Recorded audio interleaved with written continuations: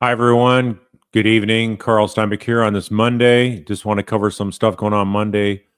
Today's Massachusetts versus Karen Reed trial, a murder trial case where the Commonwealth has, so far, after 2 weeks, they have not been able to establish anything except reasonable doubt virtually every day. And so today there's another day of reasonable doubt. And leave it to Hank Brennan. He's trying to package everything nicely, but he's just not able to drive home his points every day, except points of reasonable doubt. So what I'm going to do is go through just a cross-examination on the what was live streamed today, and on the direct, I'm just going to make a few points, and then I'll go directly to the cross. We'll just look at the cross because those are the most beneficial to sort of get the gist of how that witness came across. So first we had.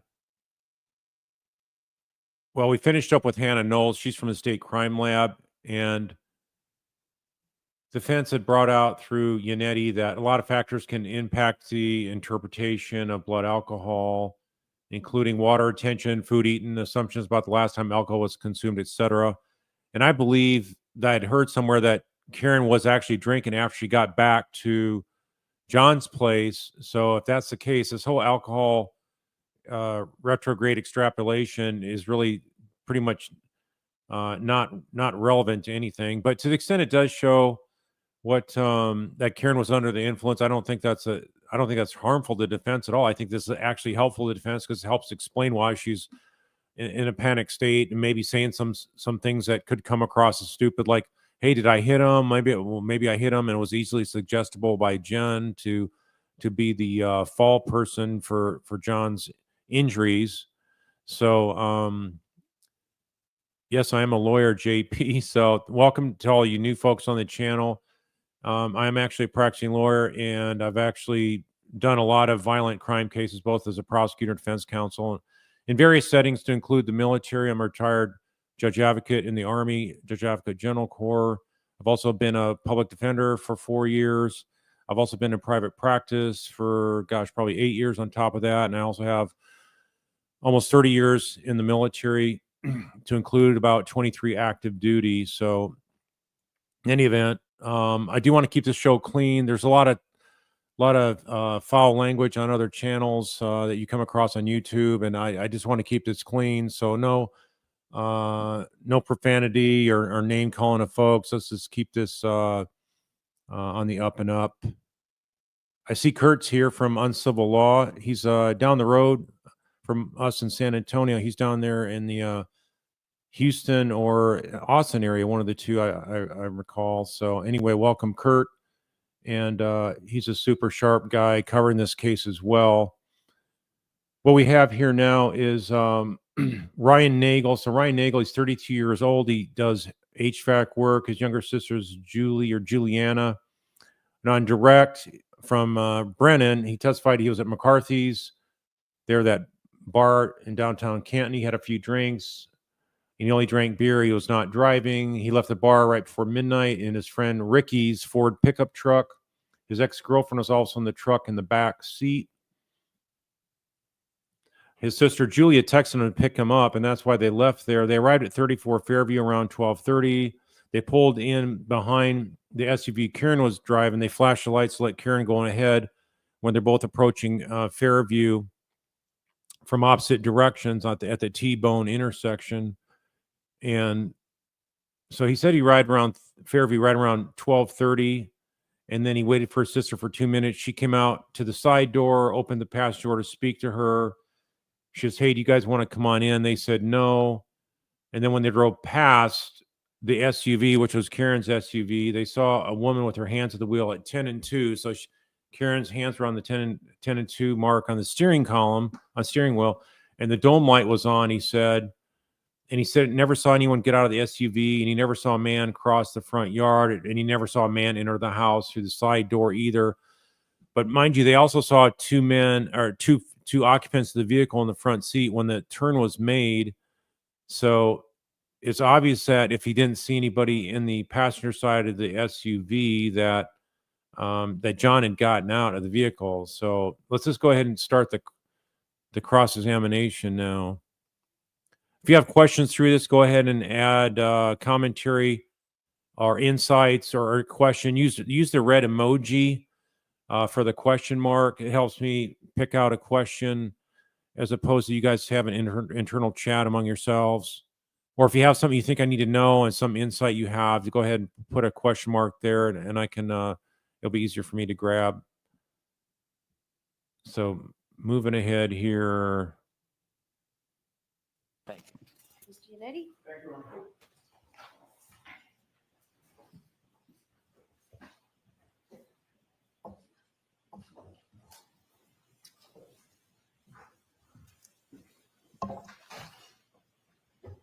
Good morning, sir. Good morning.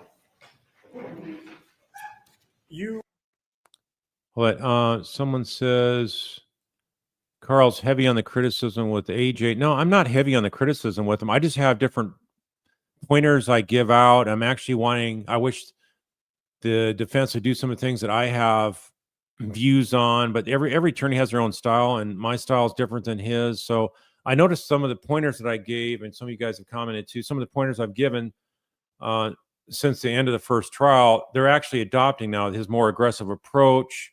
They need to aggressively confront the judge with sidebars, and so he's doing a number of the things that I've recommended. So anyway, I'm not talking directly or anything, obviously, but anyway, just I just want to make it clear I'm not here being hypercritical of him. I am hypercritical, or appropriately critical, I should say, of the prosecution and the terrible job they're doing. So here we go. Testified about having seen a black SUV before the vehicle that you were in entered Fairview Road at around midnight on January 29th of 2022, correct? Correct, sir. Objection. That's not facts and evidence. That's okay. The witness's answer is what matters. Is that right? Yes. I think so. Okay. You first saw that black SUV when it was coming toward your vehicle when you were on. Look at that. As soon as defense starts, you got sirens going. So are they in support of Karen Reed here? Or are they trying to break up some momentum from the defense as they're just trying to get started here? Cedar Crest, correct? I'm sorry. Let me repeat that because of the siren. You first saw that black SUV when it was coming toward the vehicle that you were in on Cedar Crest, correct? Correct, sir. Your friend Ricky D'Antano was driving at that time? D'Antano, sorry. D'Antano? Yes. He was driving at the time? Correct, sir. Mr. Yannetti, thank you. Yes. I think that's the loudest I've ever heard it. All right, go ahead. Thank you. Ricky doesn't drink, correct? He does. He wasn't drinking that night. He may have had one or two. But he appeared to be driving safely. Yes, sir. And you also had a chance to observe the black SUV at that time. Yeah, so it's Ricky's truck. Ricky's driving, and this witness here, Ryan Nagel, is in the front passenger seat of the truck. As it was facing you, correct? Yes. When you saw it on Cedar Crest, you didn't know who was driving it at that time, correct? No, I couldn't see. But your observations of the black SUV at that time were that whoever was driving it, that person appeared to be driving safely as well, correct? Yeah, I would assume so, yes. One of the first things you noticed about the black SUV was that it was in front of you on Cedar Crest, and both Ricky's F-150 and the black SUV were basically converging on Fairview at about the same time. Yes, sir. The black SUV appeared to be going at a safe speed. Yes. It appeared to be properly staying within its lane. Yes, I would say, yeah.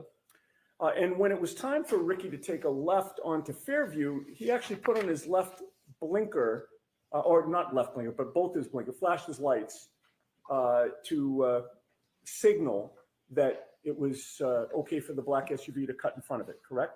Yes, sir. And he actually did have his left blinker on at that time, correct? Prior Yes, to sir. doing that?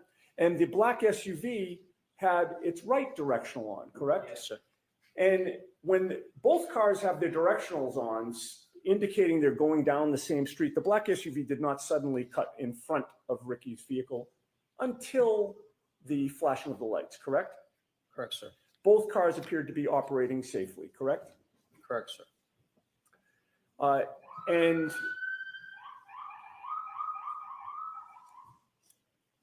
once the lights were flashed, there was nothing about the operation of that black SUV that told you that the driver appeared to be confused about what the flashing meant, correct? Correct, sir. The black SUV didn't hesitate at that time. It just proceeded onto Fairview in front of you, correct? Correct, sir. And it did so in a safe manner. Correct, sir. And the black SUV in that sense got ahead. Yeah, I was thinking the same things. It's like that pretty much is a ghost town barricaded off. It's like a demilitarized zone or something, and they might as well have concertina wire and 16-foot barricades and stuff around that courthouse, and a block and two further away from the actual courthouse block it's on. So having all those sirens, I've never heard that many sirens coming from one location. And yeah, if there's no cars there, why do they need those sirens? There's certainly not many people. They're a couple blocks away. Of Ricky's vehicle, correct? Correct, sir. And once you got to the Albert home, you noticed that the black SUV was parked outside the Albert home, correct? Correct, sir. And at that time, the snow had not yet started sticking to the pavement, correct? Correct, sir. You could see the pavement in both the driveway and the street. Correct, sir. You could also see the grass on the lawn. Yeah, for the most part, yes. The snow was only just starting to accumulate on the grass, correct? Correct, sir.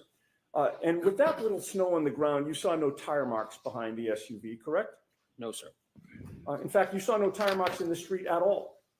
Correct, sir. May I have the map displayed, please? Is it in evidence already, Mr. Yannetti? May we approach? Okay.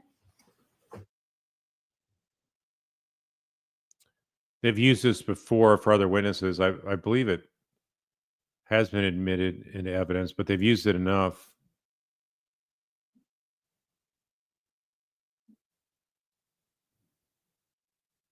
Yeah, but no sirens at the crime scene, right?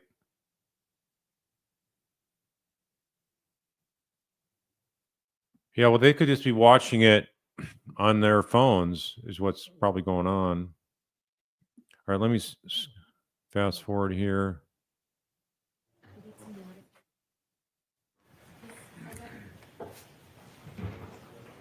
Is that okay? Thank you. Appreciate it.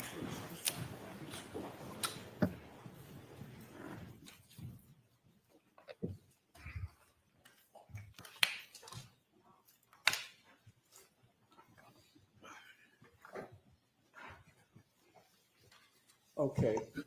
Can you Mr. enlarge that, please? Yeah, actually, yeah. You know what? If we could enlarge it, so you don't have to show Chapman, just show Cedar Crest and Fairview, and maybe pull it in a little bit to the right now, the other way. See if that works. Okay, that's much better. I don't know how your eyes are, sir, but are you able to read the street names on? To be honest, no, I can't see that far. Okay, if I suggested to you that the top street horizontal going down from right to left was Cedar Crest, and that the street where the red arrow is Fairview Road, would that orient you? Yes, sir. And would it be fair to say that before you actually were coming down Cedar Crest Road as you look at this map from right to left, correct? Correct, sir. And in that sense, you were traveling west on Cedar Crest, correct? Yes. You turned south onto Fairview, correct? Correct, sir. And you were still facing south when you parked in front of 34 Fairview, correct? Correct, sir. And that means that when you're sitting in that vehicle on Fairview Road, if you were going to walk to the house or look to the house, you would be walking or looking in a westerly direction, correct? From where I was in the vehicle? Yes. Yes. So to my right, yes. Okay, and so when you were looking for Julie to come out, you were looking to the west. Correct, sir. All right, Your Honor, I would offer that into evidence. We're going to have a hard copy printed out for the jury after this examination. Okay, so we need something for the court reporter Sure. All right. We will take care of that. Thank you. Right. And you can Yes. So he never testified to the Jeep. Remember, we heard from previous state witnesses, Jen McCabe as well, that there was this Jeep from ATF agent Brian Higgins that was parked right in front of the house next to the mailbox, which is right on the left side of the driveway, the 2-lane driveway, and it had a snow plow on it. So this did not come up in his testimony at all today, and the defense didn't bring it up either. I think the reason being they don't need to highlight that, and they don't want to discredit him because he gives good information on the timeline. put the lights back on and you can take that down. All right, so it will be, go ahead, madam. 49, thank you. And sir, it took a couple of minutes for Julie to come out after Ricky parked the F-150. Yes. When she did come out, you opened the door and you had a conversation with her while she stood between the door and the passenger compartment of the F-150? Repeat that, please. Sorry. Sure. When she did come out, she approached the F-150, correct? Correct, sir. And you were in the passenger's compartment, right? Correct, sir. You opened up the passenger's door, correct? Correct, sir. And she sort of, you stayed in the vehicle, right? Correct. I never left. And she came sort of into like the crook of the door and the passenger's compartment. Yes, sir. All right. You had a chance. How close did she get to you? I could have popped her on her nose if I wanted to. Okay. So if he's there on the passenger side and his sister's coming up to the truck door and he's talking to her, he's not paying attention. Keep this in mind that Karen and John had pulled up right before them. They sort of followed him to the house. Karen's SUV's parked further ahead, but that'd been the easy time for John to get out of the SUV and then walk towards a house. And he could have gone in that side door for the garage. He could have been motioned in to, hey, come in the side door of the garage. And so the folks in the main house might have never even seen him. So that's one of the options. There's also a second middle door. That's a walk-through door. So you got 3 walk-through doors in the front of the house. You got the main door, another door similar size to the right of it, sort of like there's a smaller breezeway that connects the garage to the main house. Then you also have a third walk-through door that's even a little bit smaller, but it's a full regular sized door that is for people, not cars, and that's perpendicular to the other 2 doors. And so, it's probably most likely if John's going in the house, he's going to go into one of the 2 doors on the right, and maybe he was motioned in to go one of those doors. So anyway, he's saying he didn't see anybody out in the lawn going into the house after they both these vehicles pulled up. But his sister coming out could have been the time that John went in. I think they just didn't pay attention and were not really worried about who's getting out of that car to go in the house. And you had a chance to observe her and size her up, correct? Correct, sir. You spoke to her for maybe about 5 minutes was your best estimate? I wouldn't say 5. I'd probably say 2 or 3. Okay. But in any case, you did have a chance to observe her, correct? Yes, sir. And it was clear to you that your sister Julie seemed like she had had a few drinks, correct? Yeah, it was 12:30 in the morning, so yes. And she called you for a ride, right? Yes, she knew that Ricky was driving. Right. And when you arrived there, there was a discussion about whether she'd actually take the ride, right? Correct, sir. If she was just going to come out and take the ride, there would have been no need for the conversation, correct? Correct. But do you recall previously testifying that you were out talking to Julie for over 5 minutes? I would not say over 5 minutes, no. Okay. Do you deny that it was about 5 minutes? Objection. I'll allow it. Do you deny it was about 5 minutes? Could have been. Okay, I'm not. fair enough. So talking to his sister could have lasted about 5 minutes, he says. And you talked with her about whether she wanted to go in the truck and leave with you, correct? Correct, sir. You also talked about whether instead you, Heather, and Ricky would go into the house to join the gathering there. Correct, sir. There was a back and forth that you really thought was unnecessary, correct? I wouldn't say it'd be unnecessary. It's just a common question if you want to come in and have a drink. You have testified in the past that Julie can be kind of a pain in the ass, correct? I mean, all siblings can be, yeah. In any case, Julie decides to go back inside and you decide to leave, correct? Correct, sir. Ricky did not speed up the street at that time. No. He just gradually pulled out. Correct, sir. His direction of travel took him right past the black SUV that was now in front of you, correct? Correct, sir. He passed the black SUV on the left, correct? Correct, sir. And you were in the front passenger seat at that time still, correct? Correct, sir. So you were closest to the black SUV of the people that were in your vehicle as you passed it, correct? Correct, sir. Yes. And you were closest to the driver's side of the black SUV, correct? Correct, sir. You noticed that the interior dome light was on, correct? That is correct, sir. That lit up the whole front compartment of the SUV, did it not? Yes. It lit up the driver's seat and the passenger seat, correct? All I could see was the driver at the time, sir. Understood. But the light wasn't just shining just on the driver. It wasn't pointed at the driver. I would say they were both lights that go down at both seats, correct? They were on. Yes. Okay. Yes. So you could see both seats in the front driver's. All right, Kokomo, you're saying he could have been in the house before they even got there. It comes out that they were 1 to 2 minutes behind Karen. Yeah, but the thing is, if they're flashing lights, there's a car, like you're giving Karen and John the right of way to go ahead of them, and it's only like 3 houses from the corner. So how did they all of a sudden get 1 to 2 minutes behind? So to me, it just seems like that John didn't get out right away. He came out a couple minutes after they pulled up, and that's when Julie was coming out and the distraction happened. So that's to me seems to make the most sense. I Compartment. couldn't correct? see past the woman. Well, you only saw one. I only person. saw a woman. Sorry to interrupt you. Yes. No problem. It allowed you to see into that front compartment. Yes. All right.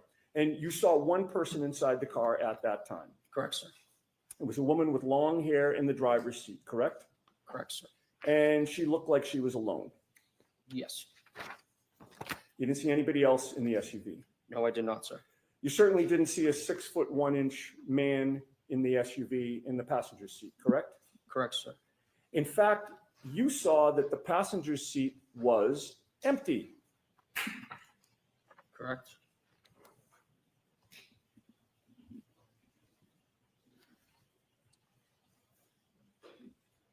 Let's back that up. The woman in the passenger seat was staring straight ahead, correct? Not in the passenger seat. She I'm was sorry, in the driver's seat. that was, Driver's thank seat. you for catching that. Karen. The yeah. woman in the driver's seat was staring straight ahead. That is correct, sir. You didn't see her lips moving as if she were talking, correct? I wasn't looking for that.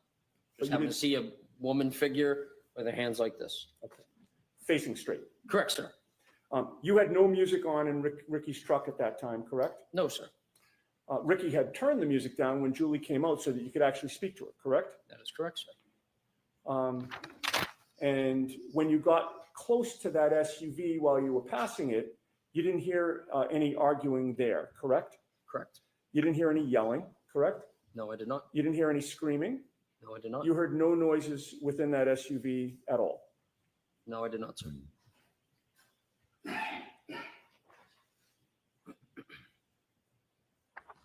have no further questions. Thank you. All right, Mr. Brennan?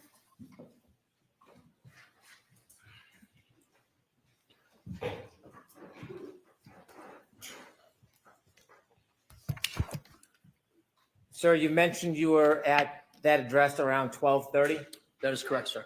Here's Brennan again. and you offered us that you Redirect. were there for about 5 minutes. Yes. Did you know the exact time you left? No. Not off the top of my head right now, no. Was it around that time? Yes, sir. Would it be fair to say you don't have certainty whether it was 12:35, 12:32, 12 o'clock? It's probably before 12:35, roughly between 12:30 and 12:35. So that's the time that Brendan's trying to say that Jen ran into John O'Keefe. So this is not helping you, Hank. Brendan, as you should know, this witness is busting up your timeline again. So you've already in your opening come up with a third timeline, a third story of how John got hit by Karen's vehicle. So this guy's not helping at all. You could still see the ground, given the Yes. weather. Yes, sir. Was there snow starting to fall? Just starting? Had you been outside earlier that night? Yes, sir. In the ground that you could see, do you know how hard it was? Why would he be asking this guy about how hard the ground is? Listen to what he says. Say that again? The ground. Ground, yes. Do you know if it was soft or hard? Like the road? The ground. He's in the road. It's like, so apparently Hank had not prepped him with this. Hank decided to ask him this question just impromptu. And he's like, he's thinking, I don't remember going through the script to talk about how hard the ground was. It's not like I took a hammer out there, started trying to pound holes or stakes in the ground. Grass, the lawn. Oh, I don't know. I mean, it was a cold night, so I mean, I assume it's hard. Around that time, around 12:30 when you left, was there? Keep in mind, Hank tried to call a meteorologist to say what the hardness of the ground would be that night, that morning. So that was denied by the judge because he doesn't have any expertise in that. That's not normally something a meteorologist will talk about. So that was one thing that was helpful for the defense. But the whole thing of it is, I think Hank's trying to claim that the ground is what caused that blunt force, sharp edge type trauma, blunt force trauma to the back of John O'Keefe's head. So it just doesn't make any sense that green grass on the ground, even if it's frozen, would do that kind of blunt damage. Inches of snow. No, On there's the not ground? inches of snow, no. I could still see the grass coming through the snow. I mean, it's just like a coating. You could still see the bare ground. Correct, sir. When you saw that SUV in front of you for the time that you were there, that 5 minutes, did you ever, and you said that you saw brake lights at times, did you ever see at that point missing parts of its taillights? No, sir, I wasn't observing the vehicle like that. When the taillights were on, when the brakes were on, what color was the glow? Red, sir. No, I don't think he's not telling the truth at all. I think he just really didn't see what was going on. I think he's giving helpful stuff for the defense. So that's what I'm saying. This is helpful to the defense. So I don't think he's doing anything to say anything other than what he saw that night. Did you ever see a missing piece where it was white instead of red? No, sir. Over near the flagpole where you saw this SUV, did you see any human being, any person lying on the ground near the flagpole? No, sir. When you drove by the SUV, you said you couldn't see past the woman. Could you see inside the SUV when you drove back?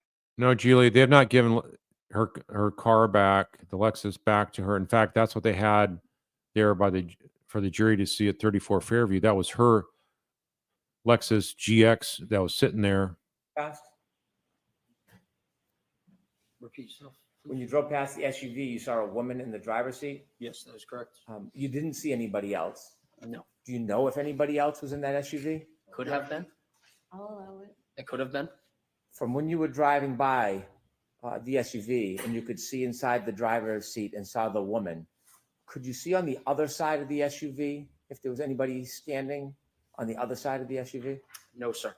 Was there anything obstructing your view as you drove by and saw the woman to prevent you from seeing on the other side of the SUV? The woman and the See, now Brennan's trying to make it sound like was somebody standing outside the door. So what are they going to do? Stand outside the door and have the door closed, or is the door open? Either way, Hank's is trying to change this guy's testimony because earlier he said that there was nobody in the passenger side. vehicle itself. You mentioned that there was a dome light on in the SUV. Yes, sir. Was the driver's side door open? No, when you sir. drove by? No, sir. It was closed. Can I have Exhibit 16, please?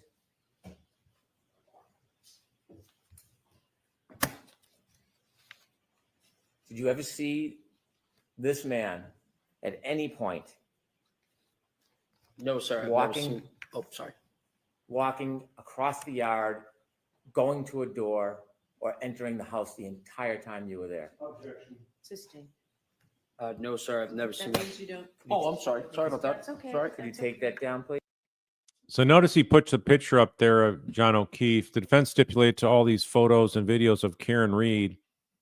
Keep that in mind because something happens here today to show you how unfair Hank Brennan is to the defense.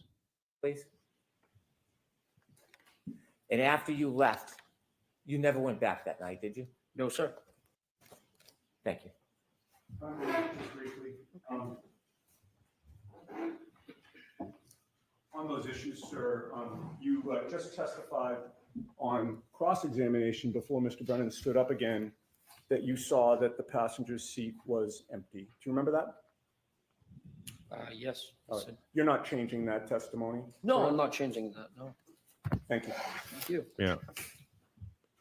So right there, this is key because it helps support what the defense is contending that John got out of the house. Karen's in the car waiting for him.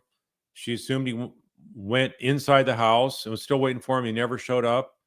Then after waiting so many minutes, like about 9 minutes, I think it was, she decides, you know what? How rude of him not to let me know. He doesn't text me. He doesn't come out to get me. Nothing. So she decides to take off, go back to his house. And so keep in mind the Wi-Fi connected at John's, her phone connected to John's Wi-Fi at 12:36. It's a 6-minute drive. So she left at 12:30.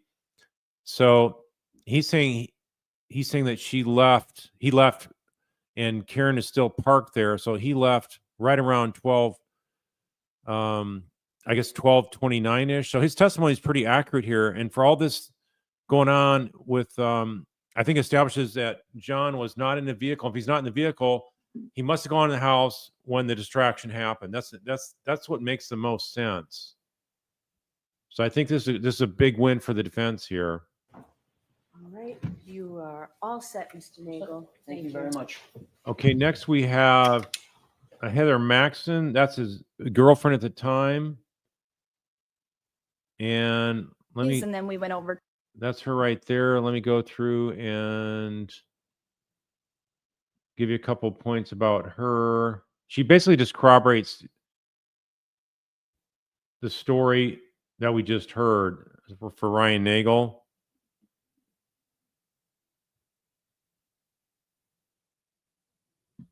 And I'll go to the cross here now for her. There wasn't anything too significant on that. That starts at 135.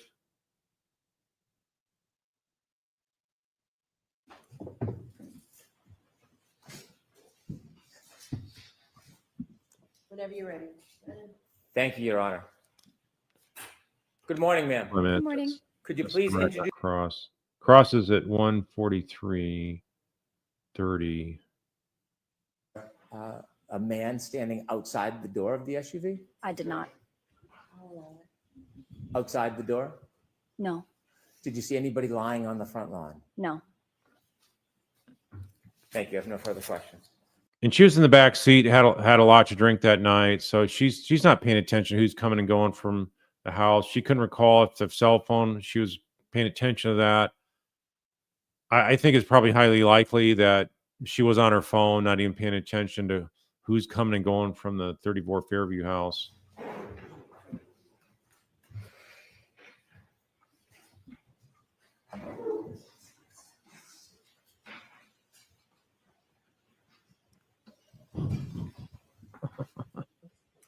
Good morning, ma'am. Good morning. Before Ricky turned onto Fairview Road, you saw the SUV in front of Ricky's truck, facing it, taking a right-hand turn in front of you, correct? Correct. And at that point, you had an unobstructed good look at the driver and the front passenger, correct? Correct. And you could see that there was a female driving and a male in the front passenger seat at that time. At that time, yes. Now, ultimately, Ricky's car took a left after the other SUV took a right, correct? Correct. And eventually, when you reached the house where Julie was, you saw that that SUV was in front of that house, parked now further down ahead of you, correct? Correct. And it took Julie a couple of minutes to come out of the house? I'd say so, yeah. Do you recall whether there was any conversation at that time between you, Ricky, and Ryan? Possibly.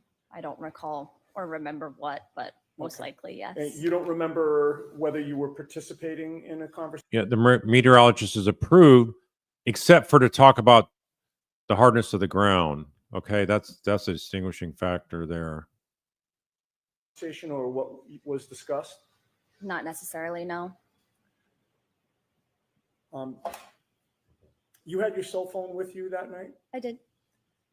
Like many of us, is your cell phone something that you tend to check when you're bored or there's a break in a conversation or you're not actively engaged in a discussion? For sure.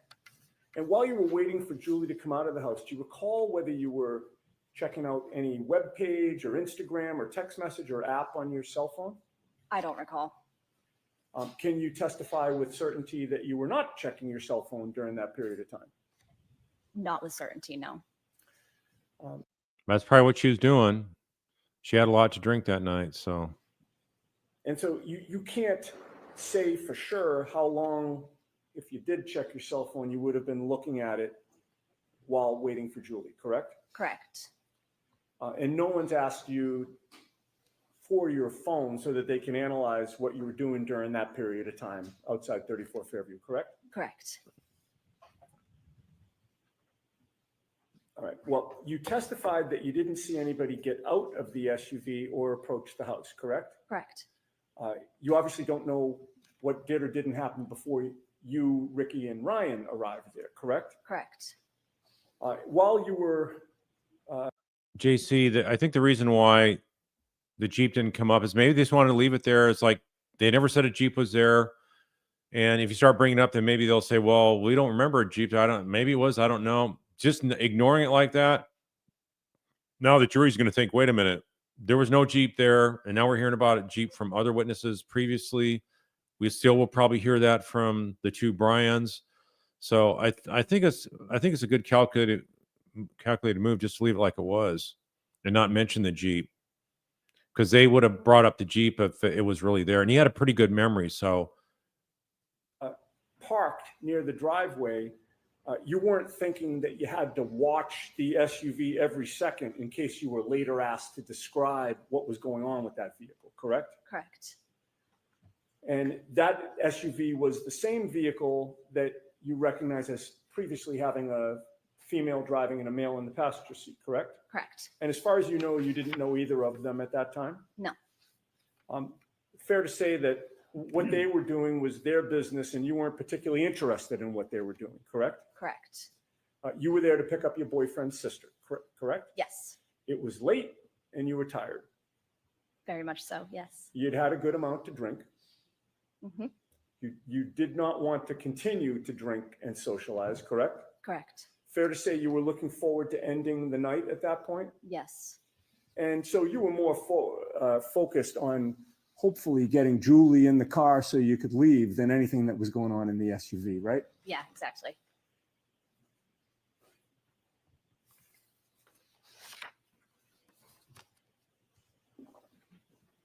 Then Julie came out and it wasn't as simple as her just jumping in the vehicle and leaving, correct? Correct. There had to be a discussion, Right. right?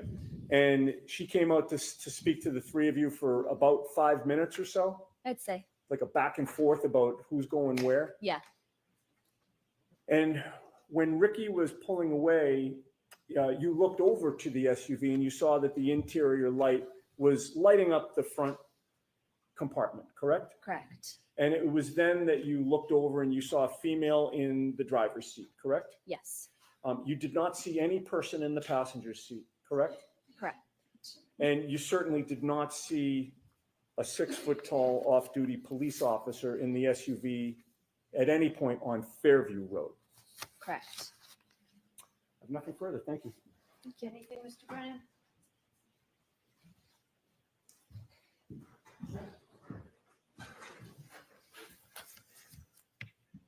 When Ricky was speaking to Julie and you were in the back I'm going to go ahead and cabin of the Cover truck, this what redirect. direction were you facing?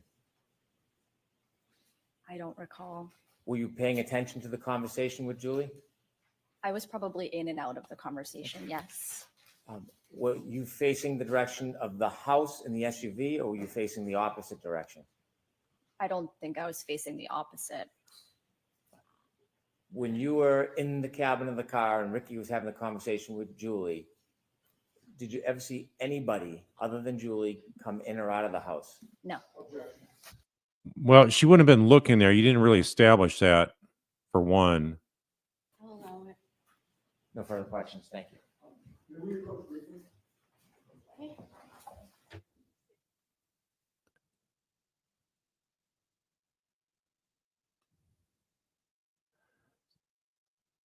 The other thing is, when was she aware that somebody wanted to interview her? How soon was she interviewed after this happened? So a lot of people's memories can be sketchy on what they saw that night, especially if they're under the influence heavily. But I think overall, she corroborates what Brian Nagel was saying about how they Maxon, came you up are there. all set. Thank you. The black SUV was ahead of them. There's no mention of a Jeep. And coincidentally, Hank Brennan, who's supposed to be representing the truth for justice, he's not bringing up. Why isn't he bringing up the Jeep? You know, as a prosecutor, I would want to reconcile any kind of discrepancy between witnesses and at least address it. You're not trying to get every witness to line up with each other because everybody has somewhat different memories. You don't want to have them completely locked into the exact same memory because that would be suspicious. You just want them to tell the truth as they saw it and without trying to coach them into anything to alter their testimony. But here, why didn't he bring up the Jeep at all? So I think that that's another indicator that how he's trying to package things in a way that only helps the prosecution. He's trying to avoid discrepancies among his own witnesses because he has a number of discrepancies of his own witnesses. So anyway, so here we have all this activity, people come and go into the house up until around 12:30. So that if we move up the timeline of this Nagel's testimony, so if he's there about 5 minutes roughly, and so if he leaves right before Karen does, and Karen gets to John's place at 12:36, that means he left probably about 12:29. So he's there for another 5 minutes. So there is no time window possible for Karen to have struck his vehicle, her vehicle to strike John. So it's just really bizarre how this is. The timeline is really working against the prosecutor. All right, let's go ahead here. Let me see if there's any questions on this before I jump ahead. The next one we have, there was a recess, and we had Sarah Levinson. She was in the house.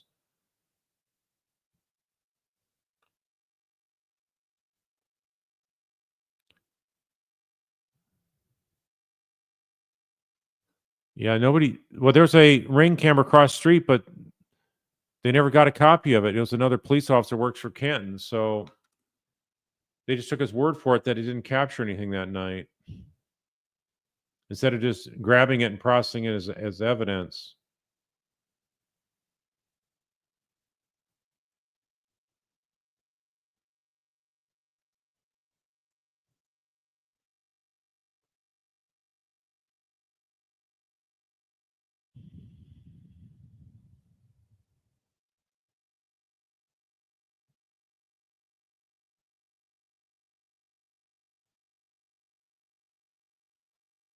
Yeah, the Wi-Fi connections. I'm calling that Jen's alibi. The alibi for her being at John O'Keefe's house and her phone connected to his Wi-Fi.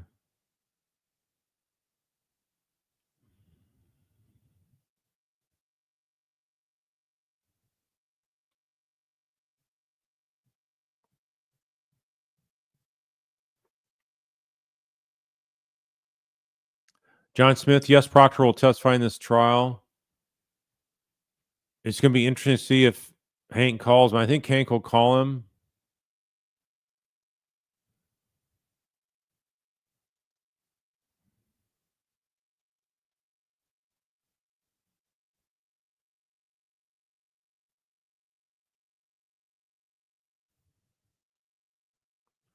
All right, still looking here.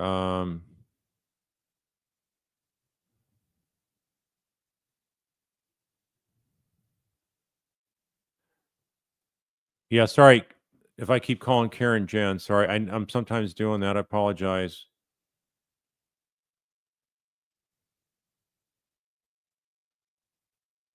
Clayton John, all the selective memories, consciousness of guilt. Yes, it is.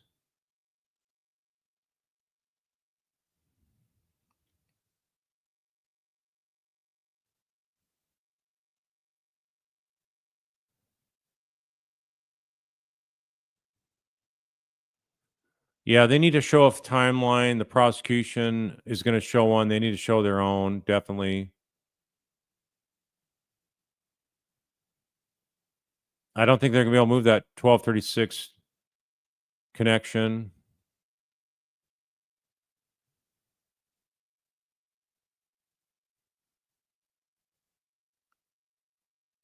Yeah, Nene Brown, within hours they arrest Karen, yet they arrest. With the arrest, why didn't they gather ring camera from neighbors? Yeah, they didn't try to treat this as a real murder case at all.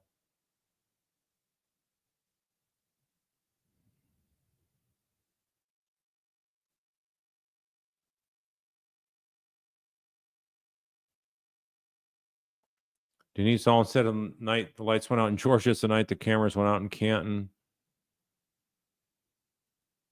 Yeah, it seems like Hank's not even sure on his own about how the timeline happened. And think about it, in his opening, it's still to this day, we don't know exactly how John hurt himself. He's not even going to call the medical examiner that examined John after his death. And we never heard exactly how did John wind up with that busted out skull with all that blood coming out, 3 liters of blood. They've not presented any kind of evidence directly. He never mentioned it, even in his opening statement.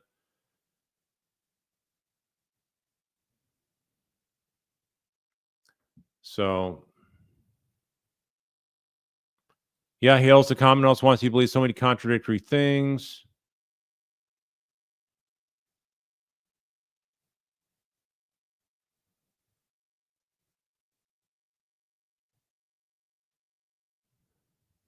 Yeah, it's Karen's alibi.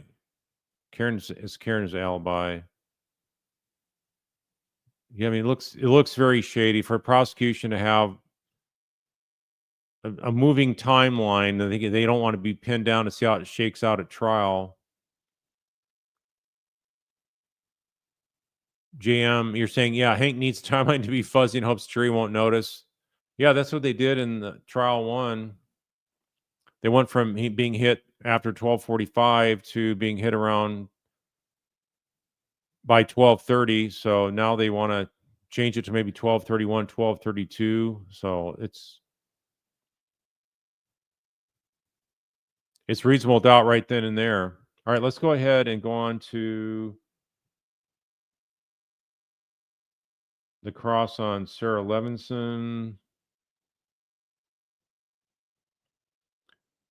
It's only about 8-9 minutes.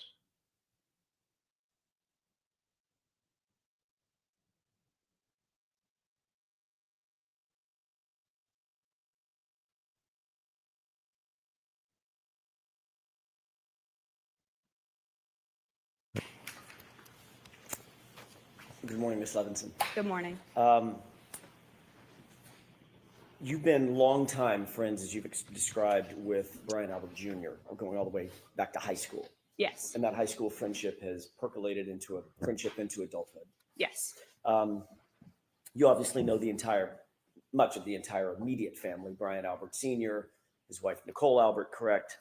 Yes. You know his uncle, Chris Albert. Yes. You're familiar with his wife, Julie Albert. Yes. Obviously, Brian Albert and his cousins, which cousins are they? Last names? Do I know? Right. There's the Alberts, and then there's the Galvins, the Reardons, and the McCabe's. Okay. You indicated that you've been to the Albert home probably at 34 Fairview. That's the home I'm talking about. Yes. Probably you estimated at least 20 times, correct? Over the years, yes. Over the years. And you've known Brian Albert since high school. I mean, in the last 8, 10, 12 years, you've been to the house to and from. Yes. You've never met, or you had never met, going into January 29th, 2022. You had never met their dog, had you? Their dog. Their dog. I Look at that. Their dog, like, okay. This is something that's really making her feel uncomfortable. That's why she repeats the question. Now she's buying for time. not completely sure. Didn't you testify about a If you know what the dog looks like, how can you not be sure? year ago in another proceeding that although you had been to the Albert home many times, you had never actually met the dog? If that's what it says I said, then yes. Is that because the dog was not really good with strangers? Objection. Sustained. Do you know why you hadn't met Chloe? By the way, did you know the dog's name was Chloe? Yes. Okay. Do you know So she knows the dog's name's Chloe, but she's not sure she's ever seen the dog. why you hadn't met Chloe in all those trips to 34 Fairview? No. Just wasn't out and about among the Maybe it was kept in the garage most of the time. It was a fenced-in backyard. Maybe they had a doggy door to the garage. folks that were in the house when you were there. Yes.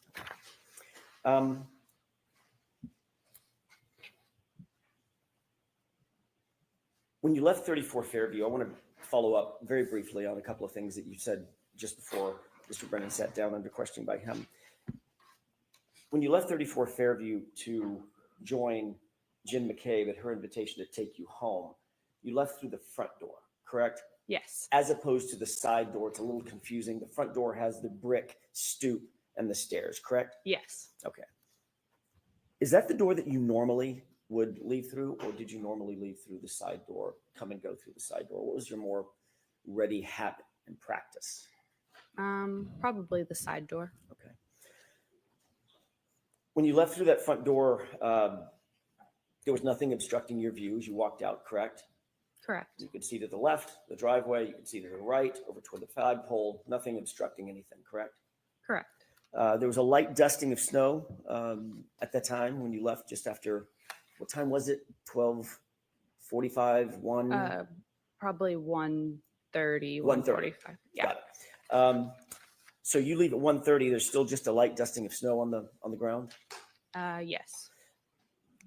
The yard is flat. Yes. You could see all the way out to the flagpole. Yes. You didn't notice anything unusual at that time when you looked out toward the flagpole walking out of that front door? I didn't notice anything. I wasn't looking out at the flagpole, but yes. You were looking in that direction. When you walk out of the door, obviously you're standing, walking out of the door toward the front yard, correct? Correct. But as I stated, I was looking down at my shoes in front of me. Okay. Obviously, then you have to, at some point, you have to look up to see where you're going. You have to turn left to go to the driveway. Is that right? Yes. Okay. Then you walk over and walk parallel to the yard again to walk over to the car. Yes. And as soon as you walked out of the stoop, you had to figure out where the stairs were. So make sure you don't fall down the stairs, right? Yes. But you're still looking up like normal, correct? At some point.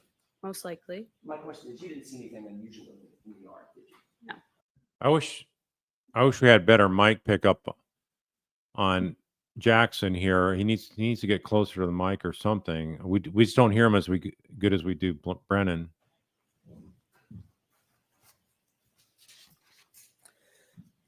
The front yard was at least relatively, I know it was dark out on Miss Levinson. It was relatively lit by the interior windows as well as lights on the outside of the house. Yes.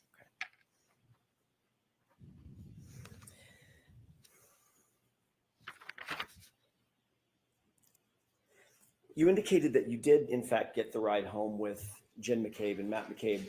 Who brought up giving you a ride home? Was it Jen? Yes. Hmm. And she also mentioned it, did she mention it in your presence to Julie as well? About the ride home. About the ride home? It is her odd. Why would Jen want her to stay there? She's a 26-year-old RN, and Jen McCabe, 49. She's asking her to stay there. Does anybody find that a little bit odd? Yes, in my presence. Okay. You said that Matt McCabe was driving, but before he got in the car, he realized he had forgotten his jacket and went back in, correct? Yes, I don't know if he had gotten in the car and then got out, or he just opened the door, but yes. He was at the car at least. Yes. So he had exited, by definition, he had to have exited, pardon me, the house through the front door as you did to go out to the car the first time. Yes. And then he got to the car, then he realized he forgot his jacket, walked back toward the front door, went back in the main door. Correct. Yes. You saw that? Yes. Then once he retrieved or fetched his jacket, he then walked back out that same front door down the stoop, 49. Yeah. looking Jen is- out over the Yeah. Jen's 49. Did I say something different? Jen's 49. And Sarah Levinson is 26. lawn and then over to the car, correct? I didn't see him walk back out, but I mean, probably. I don't want to say yes for sure because I wasn't watching him at that point. Understood. No reason to believe that he would have used a different door. Correct. Yeah. Okay.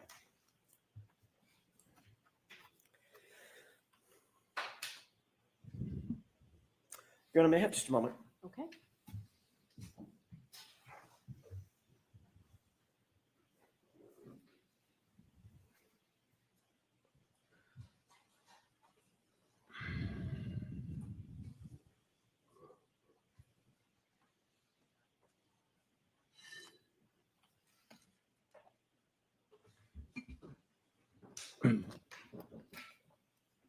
So just seems odd. Someone around 50 is asking 26-year-old to stay with them, and also the Julie to stay later.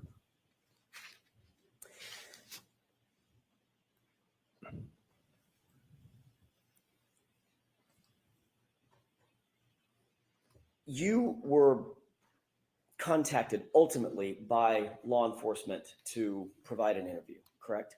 Yes. That was not until October of 2022. Is that right? Yes.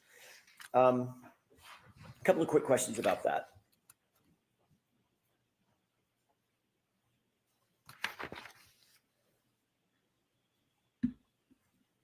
Nobody contacted you on January 30th, the day after the incident that you left the house, correct?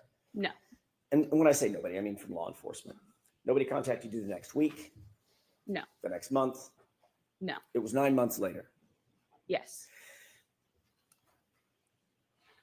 When you were finally approached, who was it that conducted the interview? State Trooper Michael Proctor. Did Mr. Proctor indicate to you why he waited 9 months to contact you? Objection.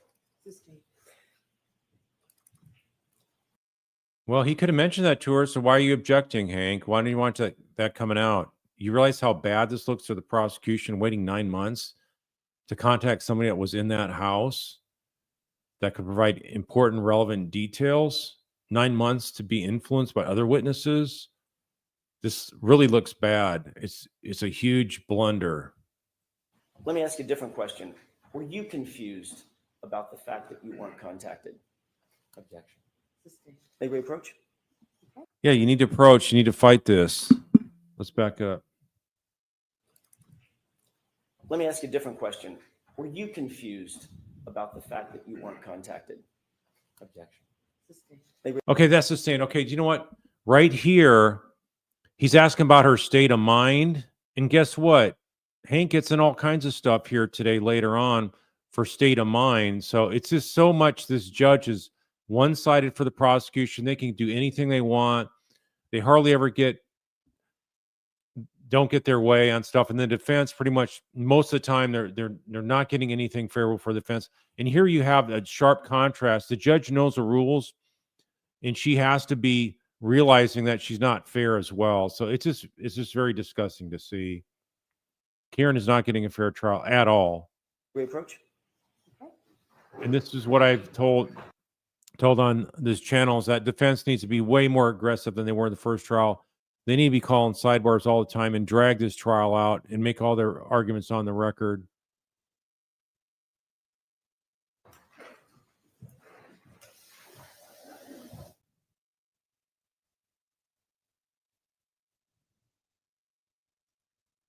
Yeah, they're being more aggressive now. They need to be. If you don't push back against this judge's one-sided railroad act, then you need to step aside and have somebody else do it, so that they're doing it right here. They need to constantly be pushing back and making their arguments and making sure the court reporter's there, taking them down.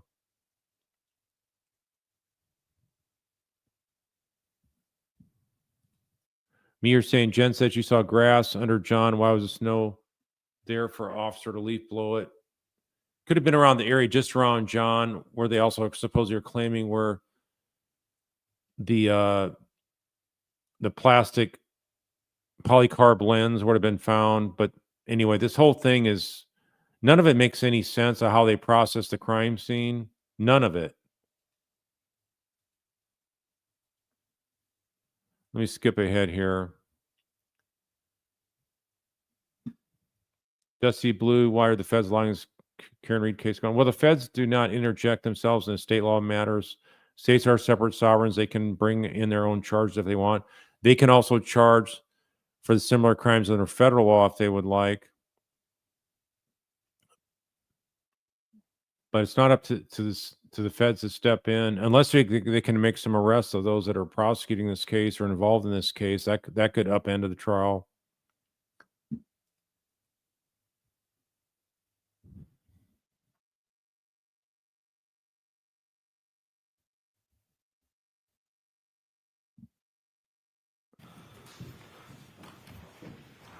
Look, and you got to have all four lawyers going up every time. May I, Your Honor? Yes. Thank you. When you were finally interviewed, let me ask you a different question. When you were ultimately interviewed in October of 2022, was that telephonically or was that in person? In person. Were you alone or was there anybody else with you? I was alone. You mean like besides the troopers? Besides the troopers? Yeah, I was alone. And had you prepared for that interview with any person or persons before that interview? No. Had you spoken to anybody, Julie or anybody else, about the potential for being interviewed? I believe Julie called me to tell me. If I may, don't tell me what was said. Okay. Did you speak with Julie before the interview? Yes or no? Yes. Okay. And one more question, without telling me any of the words that were used, was the subject matter the interview? In other words, I'm not asking if you talked to Julie about going and getting the dry cleaning picked up or something like that. Did you talk about the subject of the interview with Julie before you were interviewed? Somewhat. Okay, that's all I have. Thank you. Anything, Mr. Brennan?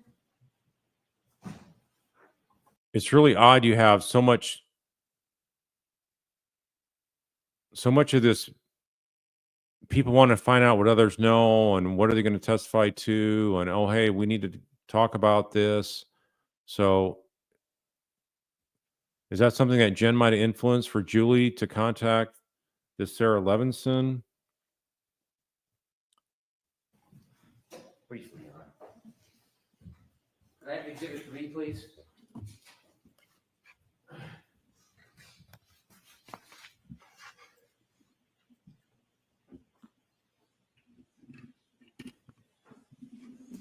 Do you see the windows on that house? Yes. Do you recognize that house as 34 Fairview? Yes. You were asked whether there was light coming out of the house illuminating. Remember that? When I was asked that? Yes. Yes.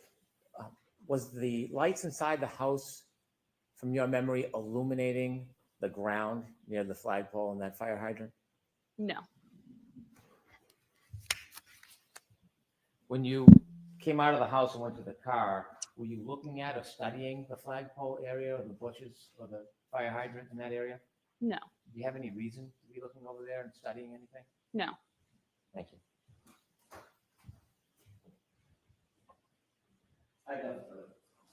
All right, Ms. Levinson, you are all set. Thank you.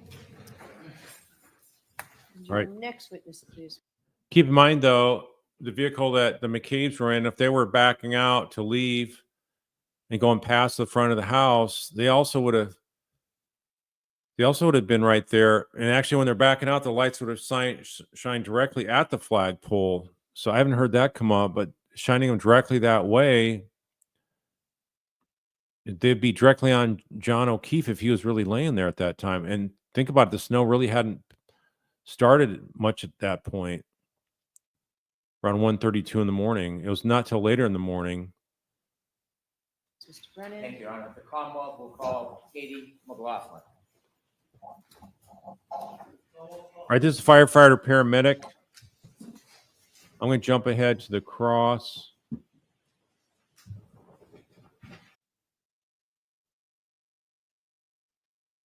$322.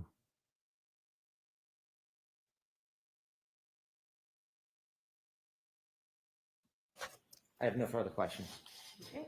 Mr. Jackson?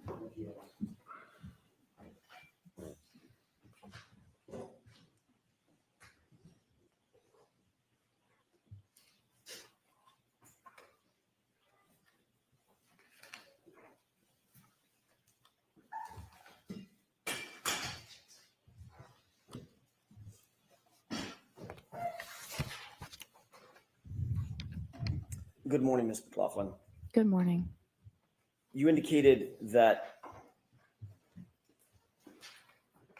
one of the things that is paramount to the life-saving effort or the medical assistance that you and your colleagues provide is to determine what the cause is of the injury, correct? To determine, just to gather as much information as we can about his history and like recent events that could have precipitated how we found the patient. What you said on direct examination was, quote, what happened and what's going on, end quote, correct? Yes. So for instance, the what happened, you want to find out and differentiate what happened. Is it a gunshot? Sure. When you're asking what happened or trying to determine what happened, for instance, one of the things you're trying to do is differentiate between a gunshot and a knife wound, correct? Yes. Or poison or ingestion of a poisonous substance or a heart attack. Yeah. In this particular, I'm this not asking about scenario, this it's instance. So, next question. Thank you. I'm asking about in general, when you're taking on information, trying to download information at a scene, you're trying to determine, as you said, quote, what happened, correct? yeah. That's important to determine, correct?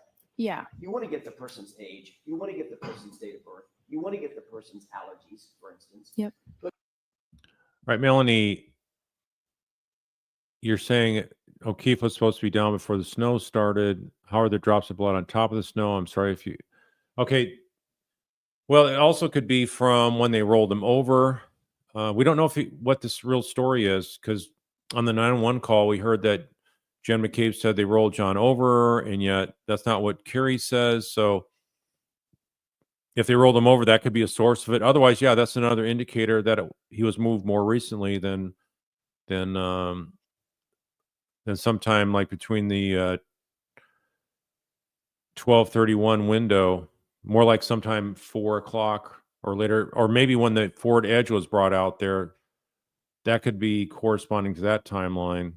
But you also, paramount among those, you want to find out what happened. Why are we here? Correct?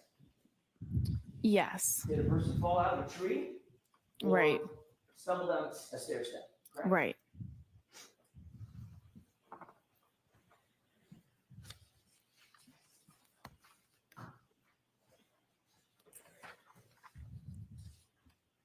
In doing so, it's important to relay that information to others as well.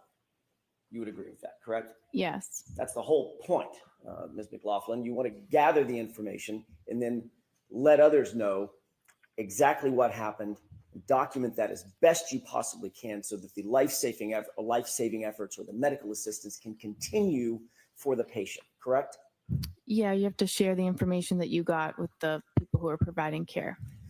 And one of the ways you do that is by writing it down, correct? No. Can I ask you, who did you speak with before your testimony today, in anticipation of your testimony today? I met with the DA's office a few times. Who at the DA's office? Mr. Brennan, a witness advocate, and there were different troopers there at different meetings. What did you and Mr. Brennan discuss at these? Well, let me ask you first of all, foundationally, Well, think about it. If you didn't want to cross the lawn, if a body was going to be dragged across the lawn and there's already a couple inches of snow on the ground, let's just say hypothetically he was dragged across the lawn at 4 o'clock, you'd probably see foot marks and even if they're carrying him and John's body wasn't dragging along in the ground in the snow, that'd leave marks. So yeah, the Ford Edge was right over there. Could it be something used to block, but also use something to haul him there? I don't know if the defense can argue that, but I could see something like that being argued by defense. how many meetings were there? 3. 3. When were they? One in maybe January was just a meeting. One a few weeks ago, we reviewed the testimony from the last proceeding. And then yesterday, briefly to say that I'm getting called and I'm going today, and if I had any questions. Let's talk about the one a couple of weeks ago. Where was that meeting held? At the DA's office. And you said you reviewed testimony with whom? I watched the testimony from the first trial. It was Mr. Brennan, myself, a witness advocate, and perhaps Trooper Tully. And At you that and Mr. point. Brennan went over your testimony at the last proceeding, correct? We just watched it. Okay. Yeah. There obviously were questions about that testimony once you finished watching it, I'm guessing, correct? I guess so. Discussed certain aspects of the testimony, is that right? Yeah, where's that shoe at for John O'Keefe? If it was chewed up by a dog, maybe they had to leave it off of him. Yeah. Mr. Brennan told you that, for instance, he was going to bring out on direct examination, his examination, your relationship with Caitlin Albert, correct? He said, I will ask you about the relationship. And that was in anticipation of me asking about that relationship, correct? Objection. Sustained. Did Mr. Brennan tell you that he wanted to make sure that he brought out that information so that it wasn't brought out on cross-examination by me? Objection. Sustained. What did Mr. Brennan say about the reason he wanted to bring out the relationship with Caitlin Albert on the examination? There was no reason that he gave. But he did tell you that he wanted to make sure Yeah, get yourself closer to the mic there, Jackson. that y'all covered that on direct examination during his examination, correct? Objection. Sustained. Did he say something like that? No. Did you say something like that? So she reviewed her testimony, and it was not brought up in the first trial. Her relationship. I would like this information brought out so it's not brought out on cross-examination. No. At the last hearing when you testified about a year ago, that wasn't brought out on direct examination, was it? Objection. Sustained. See how she's looking over at? She's looking over at Hank. Look at that. How's this not rehearsed? Brought out on cross-examination? No. At the last hearing when you testified about a year ago, that wasn't brought out on direct examination, was it? Look at that. Look at that. And she's looking down. She's looking for help. Help. Object. Object. I don't want to have to go down this road. Sustained. Maybe approach. Yeah, good approach. Good move there, Jackson, because rehashing what happened in her previous testimony, what she was asked when, that's perfectly legitimate questioning, and actually shows and exposes the prosecution for trying to hide a connection she has with a witness here. Okay.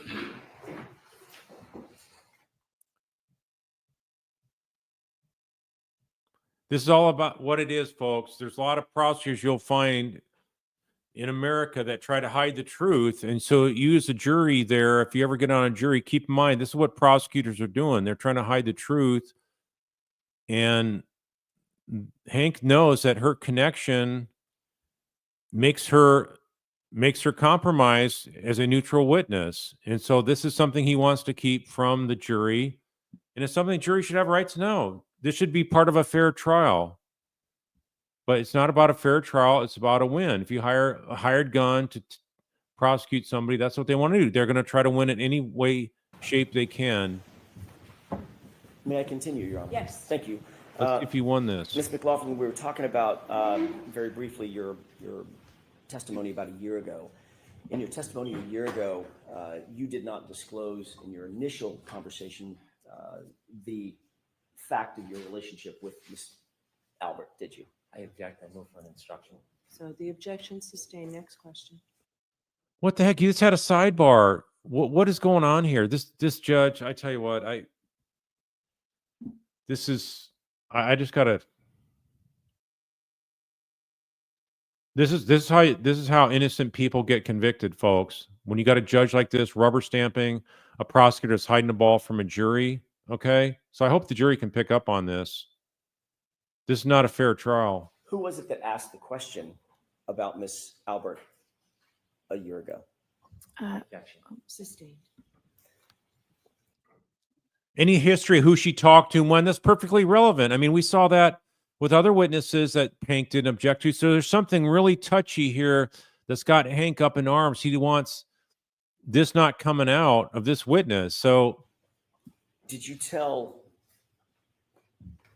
anyone, Trooper Proctor, any investigator, anybody from the DA's office last year about your relationship with Caitlin Albert? Objection. I'll allow Look. that. oh wow, finally she allows it. Let's look back here. Did you tell anyone, Trooper Proctor, any investigator, anybody from the DA's office last year about your relationship with Caitlin Albert? Objection. Look, I'll allow that. look at that. She's doing it now. So what this leads me to believe from all the trials I've done, this witness was coached. If you're getting into some area of some questioning you don't like, look at me so I can object. That's what this seems to be here. Exactly what's going on. Man, you're saying Katie was feisty last year. She seems bitter and defeated. She didn't have Brennan to look to at the trial last year. This looks very shady. It looks very much just like we heard from Jen McCabe saying she really didn't do any rehearsals with Brennan. But look here you can see, you're telling me this kind of rehearsal didn't happen for Jen McCabe, yet it is happening for her, where they talk about how to counteract the defense efforts to object to things or get things out that they're uncomfortable. And so the prosecution can object. So anyway, this just looks shady, folks. No, only when there started to be a lot of Look at how slow she's talking. I mean, is she on some kind of meds here? Or is this her guilty conscience? harassment and things that insinuations and stuff that started coming out online. I had said maybe once to them that I was concerned I was being harassed. My question, Ms. McLaughlin, was Yeah, I don't think this coming out is hurting the defense at all. I think jury's going to go, I wonder why social media is talking about you. We need to really pay special attention to you. was before the information was disclosed, which was during the first proceeding. Objection. Let's hear the question. Before that information was disclosed during the first proceeding, in any of your interviews, Michael Proctor or anybody else from the DA's office, did you disclose, from the Massachusetts State Police or anybody from the DA's office, did you disclose, did you volunteer that you had a relationship with people before the first proceeding? Yeah, I'm saying I told the DA about the harassment and the insinuations. That was before the first trial when I met with them. How was there harassment and insinuations that haven't been disclosed at the first proceeding? Because it's out there everywhere on the internet and has been. Before the first proceeding. That's going to tempt the jurors to want to look at look for that kind of information, especially if they're younger jurors. They're more inclined to want to look for that. So she just tipped him off. Ms. McLaughlin, It's- before you ever testified? That's my question. Do you understand my question? It's been going on since before the first proceeding. If you had So she's basically trying to backtrack her connection to Caitlin Albert. And she's saying people online were harassing her, but she's not saying what they're harassing her about. So hopefully the jury makes a connection here that she went to him and said, hey, people are harassing me over the fact they said I'm friends with Caitlin. But why would they be doing that if she hadn't testified yet? testified at the first proceeding, at which point it was revealed, how could you have ever suffered any harassment for it? It wasn't disclosed yet, Ms. McLaughlin. You understand? I don't think you understand what I'm saying. Who did you tell at the DA's office? The relationship that I had with Caitlin Albert had been out there. It had been published and proliferated on the internet. And so that was before the first proceeding. And who did you tell at the DA's office about this before the first proceeding? I don't remember who it was or the meeting, but Was it Mr. Lowry? it could have been. Do you have a memory of that? Not specifically. I don't remember who it was. Was it Ms. McLaughlin? Like I said, I don't No, remember not- specifically. obviously, Ms. Laura McLaughlin, no relationship. Like I said, not specifically. Well, if it's bothering you so much, you had to call the DA's office and say, hey, you're being harassed online. You think you know who you talk to.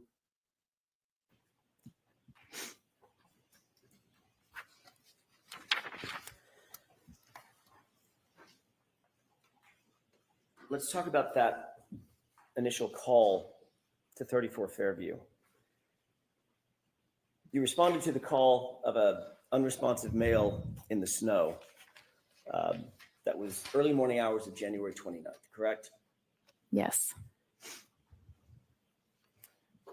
Once you were there, Mr. O'Keefe had been placed on a gurney and moved to the ambulance. You were instructed to go get information about the victim. Yes.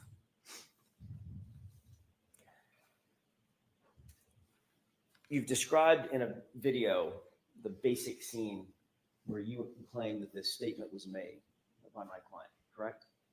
Yes. That was a situation in which you're standing there, Ms. Reed is standing there, the cave is standing across from you, and there's correct?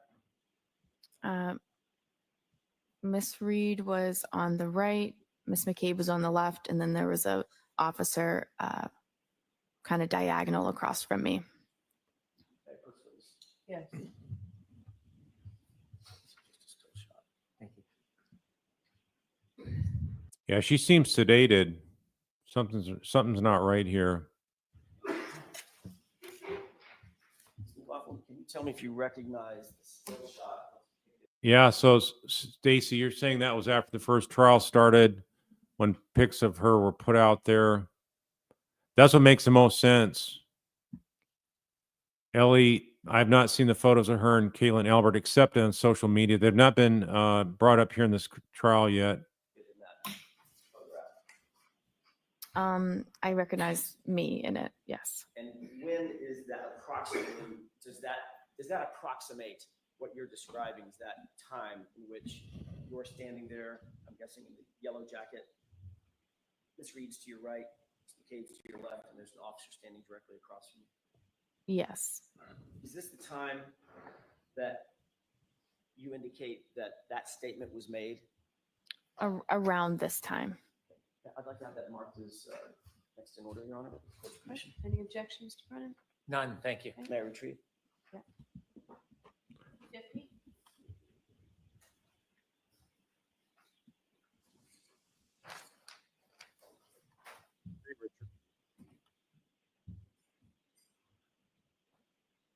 Do you remember the name of the officer that was standing directly across from you when you indicate that this statement was made? I didn't know, but I am aware now. But, and by the way, that officer's name is what? Officer Sarif.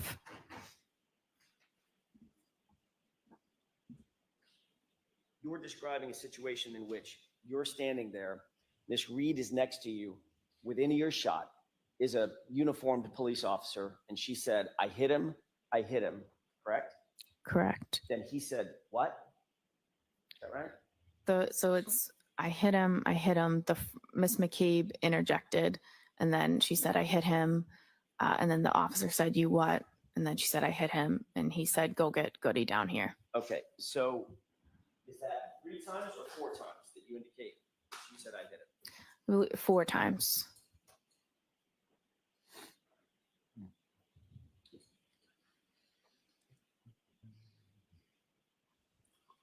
And you, according to you, you indicate that at the time that Ms. Reed made these statements, she was hysterical and somewhat out of control. Is that right? She was upset. I would say hysterical. Yeah. Did you describe her last year as obviously upset, overly frantic, and almost hysterical? Yeah, I believe it. I remember that. Okay. If we could play Exhibit 4, Okay. starting at 9, Court Commission, starting at 9:15, about 9:46.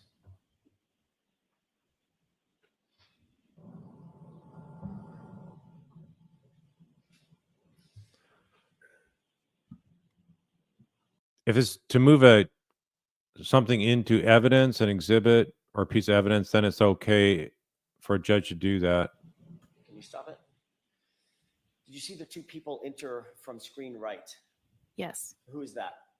that would be myself and Miss Reed. Okay, this is the first point at which you and Miss Reed begin to converge with the other 2 individuals, Miss McCabe and the officer, correct?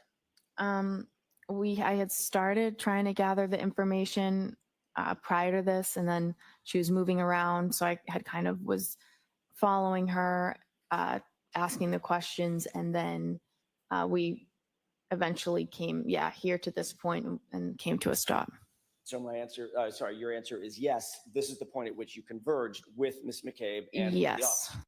Yeah, my take on this whole thing about how many times Jen said, I hit him. Yes, it is morphing from 2 to 3 to 4 now, as Kokomo's saying.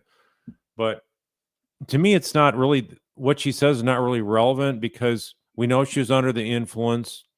We know she was upset. If we know she loved John, and was extremely panicked and freaking out when she came across John there. She's also probably on some medication. She's probably on some MS meds that don't mix well and have some synergy effect with alcohol, so it could have affected her even more. We heard that she drove pretty well. She actually was driving with John O'Keefe, who's a law enforcement officer. She's invited to the house of a law enforcement officer, and so the this whole thing about her admitting to whether it was I hit him or or asking the question, did I hit him? To me, that's not really a big deal, because in a panic situation, you would blame yourself. You would say, gosh, did I do this? How could I? You would just jump to a conclusion. Could I possibly do this? I'm the last one that saw him there. In her mind, she's thinking that anyway. And so, did I do something like that? So you're automatically going to blame yourself. It's just like if you left your house and you came back and your small dog or cat was run over, you'd be blaming yourself right away without even knowing anything else. You'd be blaming yourself. So same kind of thing here. I think that's the way the human mind works. You're very hypercritical of yourself first, if it's someone you love, and you'd probably blame yourself before you would a third party. So she's thinking, wait, I just left him there. And why did I left? She would have felt guilt just from leaving and not going in to say, hey, where are you? What happened, John? Yes. Thank you. Let's go ahead and play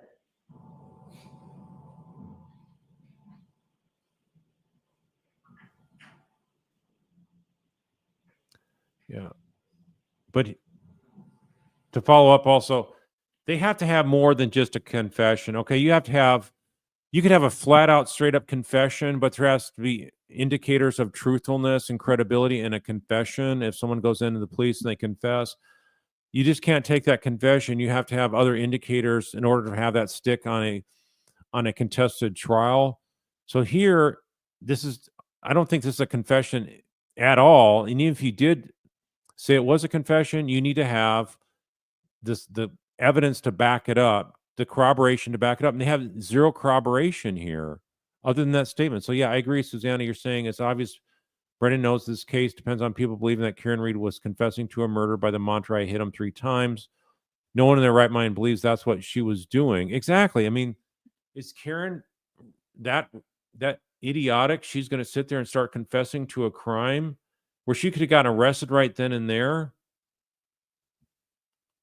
So I think she doesn't have a good memory, a sketchy memory of everything that happened before that time. So that's probably why she was easily suggestible to say, hey, in her mind, even suggesting, hey, maybe I did something like this. And then if you have others that are pointing the finger at her, and you have the news station coming out saying, hey, they caught this whole thing on a Ring camera. So yeah, she would have thought, hey, this is an accident. I'm guilty of doing this harm to John, but it was an accident. So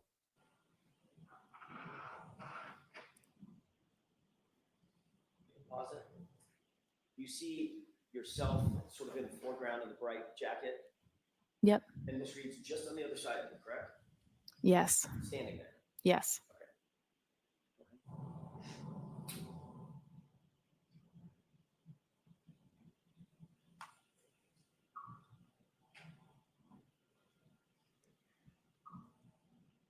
look at the police can't even afford to get updated windshield wipers on their squad cars.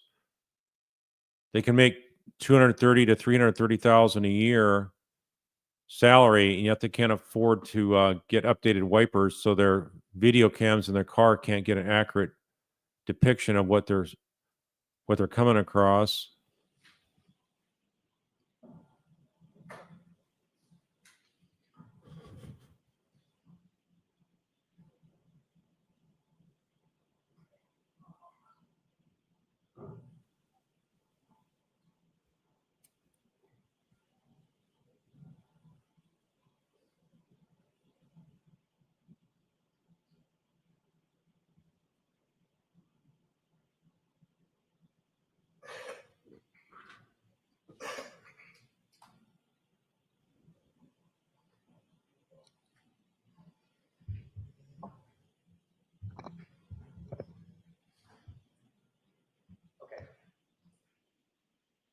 Okay, read your thoughts on. Ms. McLaughlin, during that video, that's the time in which you say, or you claimed last year that Ms. Reed was, in your words, obviously upset, overly frantic, and almost hysterical, correct? Yes. Did she look almost hysterical in that video? She was, well, in that video, that could not explain what that scene was like. Did she look overly frantic in that video?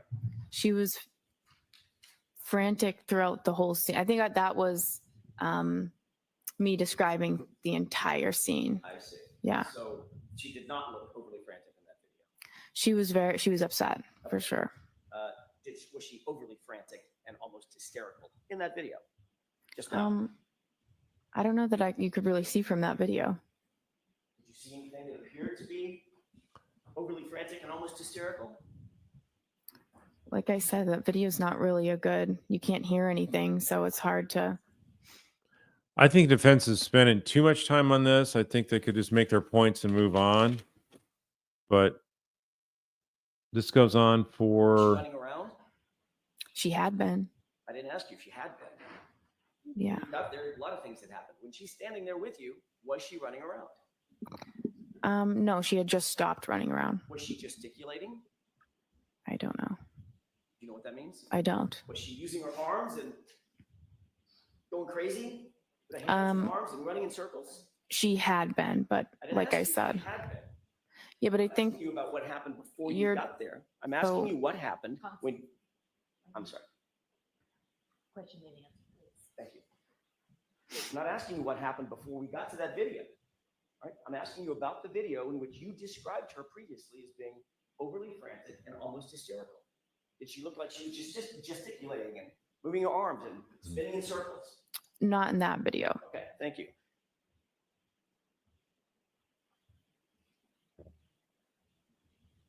And according to you, that's the point at which Ms. McCabe said, I think you need to calm down, correct?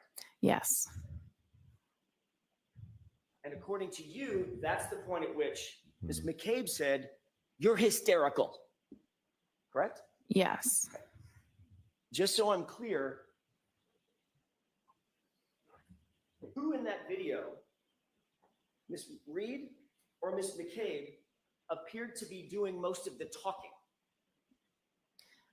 You cannot see from that video. Who in that video I don't know. appeared to be gesticulating with their arms? My client or Ms. McCabe? I think Miss McCabe was doing that, saying you need to calm down. You're hysterical. Oh, the whole time she's gesticulating, she's saying, calm down, Karen, you're being hysterical. Calm down, you're hysterical. And just repeating that? She was trying to get her to stop and to calm down because of the statement she was making, I see, and she was trying to get her to stop, calm down. I see, okay. So during that entire video, that was probably 40, 50 seconds or so, maybe it's a minute. That's when you're saying now, Ms. McCabe was gesticulating and saying, calm down, Karen, you need to stop making statements, calm down, right? That's what she was doing. Yes. Okay. Well, you'll agree that Ms. Reed was standing relatively quietly to your right, not saying much of anything. No, what she had just said, she had seemed upset when she said that, and what she said was, Yeah, I think what the defense has done throughout this trial, I think they spend too much time worrying about her statement saying, I hit him at the scene, and yet she's on news media talking about how she might have hit him and stuff like that. And we heard snippets of that, so we don't hear the whole context. But I think the better thing to do is not have her talk to the media about anything involving the details of that night and just make generalized statements of innocence. And then you don't have all these other videos to have to contend with. And then you don't have to also deal with trying to discredit these witnesses because we already have Jen saying it in other videos. So I just think it's easily explained away with it's just something that she blurred out and people easily get it confused. It wasn't documented properly. These people weren't questioned right away. And so their memories are malleable. And if their memories are malleable and it's not a confession, like I say, I think people are going to realize that Jen acted like she really loved John. That's their main takeaway. So she's not some maniac murderer that's all of a sudden going to turn around and start screaming, I did it. It just makes no sense. That's not normal human behavior, especially for a highly educated woman like Karen. obviously, Miss McCabe was trying to convince her that that was not, you need to calm down. Stop saying that. Right in front of a police officer who never said he heard her say it. Objection. Sustained.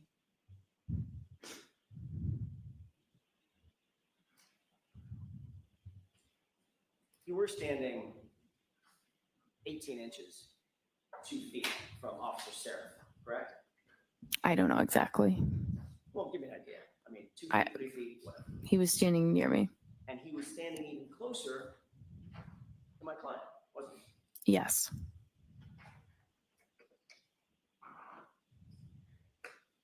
At this moment, when you claim to have heard the I hit him repeated 4 times, where was Officer Flamati? I'm sorry, where's Firefighter Flamati and Firefighter Nuttall? In the ambulance. With the doors closed. Yes. And the ambulance, this is my ignorance, I'm assuming the engine was running. Yep. I'm assuming that there's some sort of a heating system inside that ambulance to keep it nice and warm for patients. Yes. That was running as well. Mm-hmm. Yes? Yep. So with that door. I guess I just thought of this one myself. This was, I don't know, 25 years ago, probably. I was at a Outback Steakhouse and there was some commotion going on and a bunch of people were dragging somebody outside the restaurant. And I got up to see what was going on. There was probably like 12 people standing around some guy that was laying on the floor. And I asked somebody that worked there, I said, hey, what's going on? They said, oh, somebody's choking on a steak and but they said there's some medical people there that are taking care of him. And so I went out there and I saw, and he was just sort of laying there. Nobody was doing anything. And I just sort of was trusting what they had said, that medical staff had already attended to him. So I was thinking that, well, maybe they must have got the obstruction removed, but I didn't ask any follow-up questions of the people standing around. And then I wound up at some point going back inside, because I'm thinking, well, they're telling me they got it under control. I know the Heimlich maneuver is what you can do, so I assume they would have done the Heimlich. Everybody knows the Heimlich, but as it turns out, I read the next morning in the newspaper that the guy died. So I've never forgot that, I felt like, gosh, I could have maybe done something to say, hey, everybody, don't stand around. If he's not breathing, let's lift him up. Let's, do the Heimlich. All those people are available to do something. You just sort of all stand around. And so anyway, I felt guilty about that ever since. And so anyway, so imagine Karen, this is a guy I don't even know, a guy I didn't even see. He was on his, I think it was on his back. And so anyways, I think it was a guy like 35 years old or something that died eating a steak at Outback, choking to death on it. And nobody was there to help render aid. And I was one of the ones that I felt guilty about it. So imagine how Karen, in her state, she can't really remember what was going on, how she left him. And so maybe she does. And we just are hearing through other people where it's distorted and they're saying she was drunk, doesn't even remember going to 34 Fairview after they left the Waterfall Grill. But that's not coming out at trial yet. That I recall that Jen said that she was saying she didn't know that she'd even gone to 34 Fairview that night. I don't recall that came out through Jen this trial. Those doors closed. How many feet away, by the way, from where we're looking? How many feet away? How many yards away? I don't know. We were fairly close to the ambulance. Further than you and I are from each other right now, or closer? I think closer. Okay. How about now? I'm not sure. The ambulance was behind us. I'm not sure how close we were. Right. At least a few yards. Sure. Okay. And those doors are pretty thick, secure metal doors that lock. Is that right? Yes.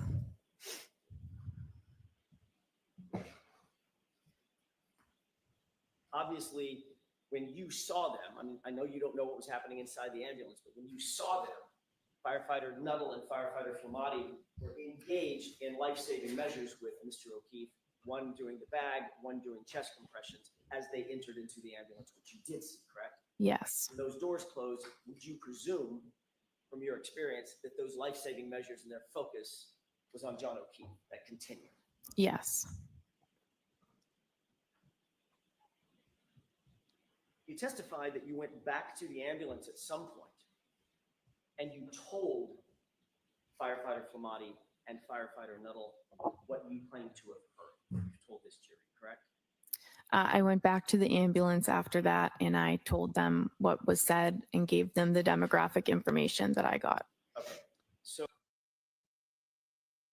So, and you know what? She never says it. And yet they told me, yeah, they heard the same thing earlier. So she's the one that supposedly planted this information with the other EMS folks like Nuttall.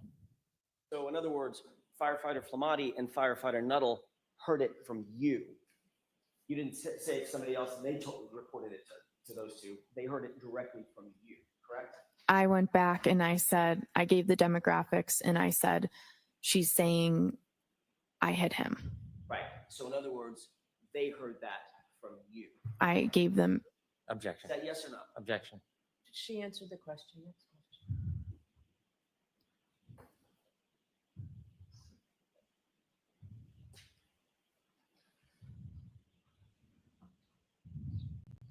I want to ask you a couple of questions about your relationship with Caitlin Albert. You were asked at a hearing about a year ago, back in May last year, May 3rd, as a matter of fact, 2024, about that relationship. Do you remember what your answer was? No, not specifically. You remember saying in response to the question, who's Caitlin Albert? Asked by me. I don't remember specifically what I said. Did you say, I went to high school with someone named Caitlin Albert? Have the page number in line, please. May 3rd transcript, 10-24, lines 2 and 3.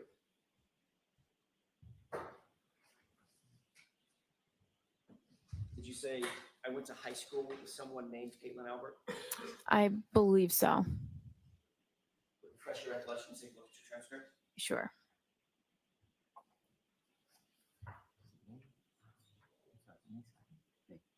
No, May 4th. Yes, sir. Let me look. I have May 3. Okay, thank you. Brennan. Thank you. May I approach? Yes.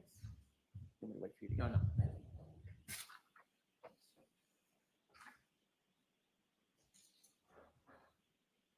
You see that? Um,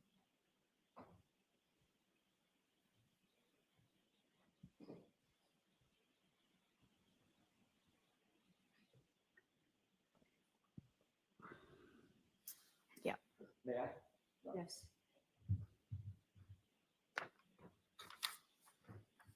Did that refresh your recollection as to what your answer was to the question, who's Caitlin Albert?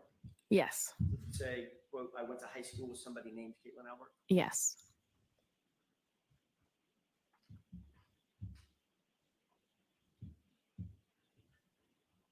Ms. McLaughlin, that was not a full and accurate statement of your relationship with Caitlin Albert, correct? I object. Was that accurate? I mean, that's a fact. That's Okay, next question. All right, I'd like to be seen.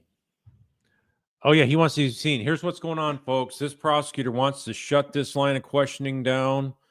She has ties to the Alberts, and Hank knows this is another way that he has to prevent all this connections to the Alberts and the McCabe's from infecting and being a cancer in his case. And so he wants this not discussed at all. He doesn't want defense to go there. And so this is exactly what he's doing. And let's see what happens. All right. Mr. Jackson, why don't you do-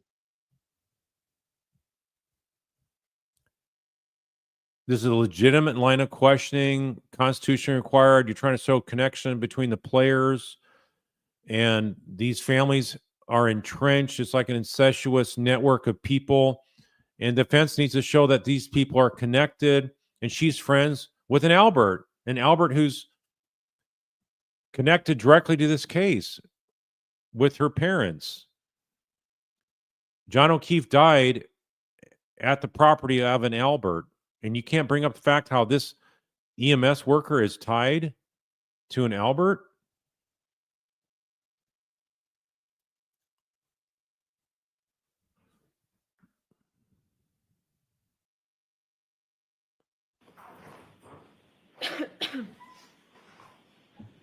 Go May ahead. I? In answer to that question, the open-ended question, who's Caitlin Albert, you didn't offer up in that first initial response, you didn't offer up, you didn't say we're friends, did you? We're not. You didn't say that we are in the same friend group, did you? No. You didn't say we've been friends since high school. No. You said, I went to high school with someone named Caitlin Albert, correct? Yes. Almost as if you just saw her name in a yearbook. No, I don't agree with that. That's not true, is it? I mean, that wouldn't be true, correct? Because you did know Caitlin Albert. That is true. And you asked me if I knew her, and I said yes. And you asked me if I'm friends with her, and I said I wouldn't say friends. You wouldn't say friends. Right. Even as you sit here today, you would not say that you're friends with Caitlin Albert. Yeah, so think about that. She basically impeaches the other two EMS workers. So this is really good. So again, we have the government's own witnesses are impeaching each other in addition to themselves. So this is really more and more reasonable doubt every day. We got Hank Brennan bringing in reasonable doubt after reasonable doubt after reasonable doubt.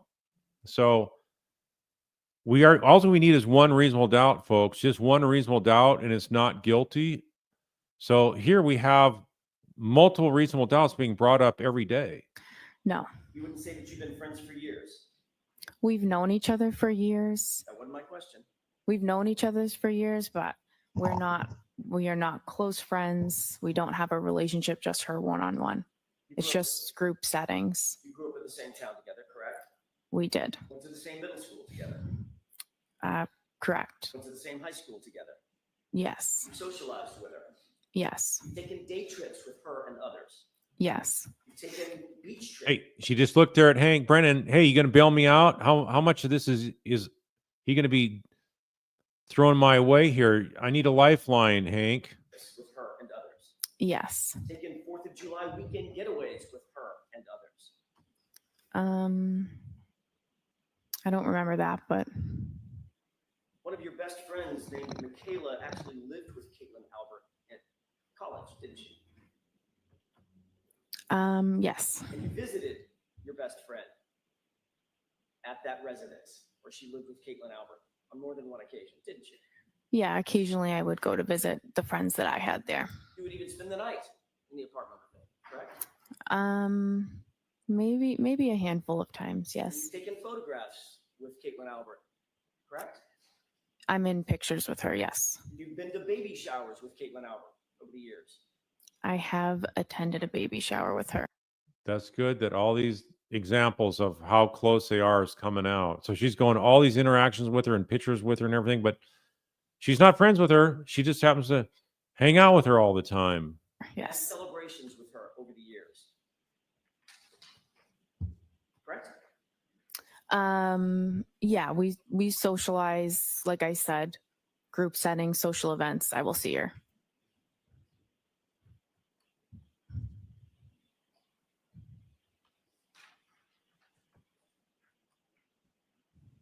Good. I hope they're addressing this judge's bias Your Honor, may I? and prejudice.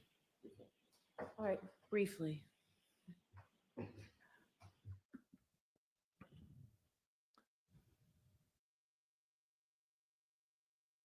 All right, another sidebar here. Let me jump ahead.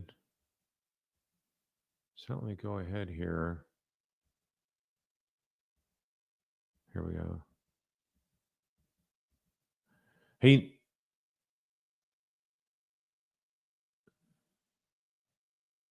I notice why isn't Paul O'Keefe next to his mom? You notice there's in the stripe in the center there in the first row, that's John O'Keefe's mom.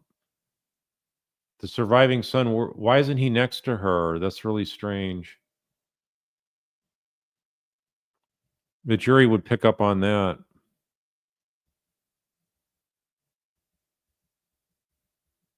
So we're having all this discussion about, again, he wants to make sure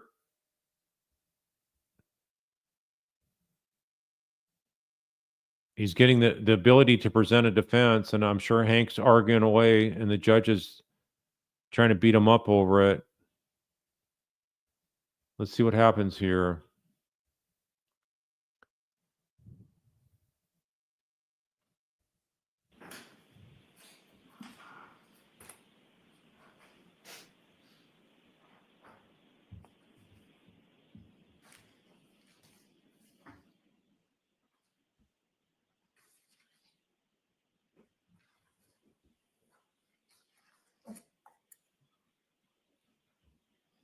May I approach briefly? Yes.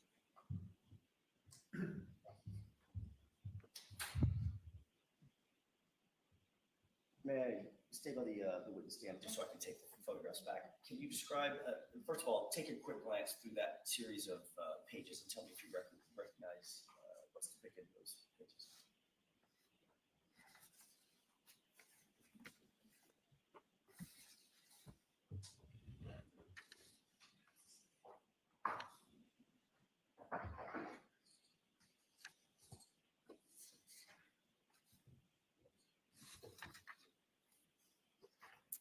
Yes. How do you recognize, generally, how do you recognize those documents? What are they? Objection. The objection is sustained. Are those photographs? Yes. Objection. Oh. The photographs. Next question. How do you recognize those? Objection sustained? If you have photographs, you're allowed to lay foundation, describe what they are. I mean, he could have gone a little bit more detail, take them one at a time, but the defense is openly allowed many things of Karen to be stipulated to. They're not laying foundation for any videotapes they're playing. And so the defense is stipulating to them. They're not going to make them bring a custodian of the record and bring them to court and make them testify, yeah, this is a fair and accurate recording of when we interviewed Karen Reed on such and such a date. They're just putting up on the screen, and it's like, why delay the trial? Just if it's relevant and it's going to come in anyway, why not just speed up the trial process and get to the points you want to argue about that are in contention? So, but no, here Hank is pulling this stuff on, raising objections.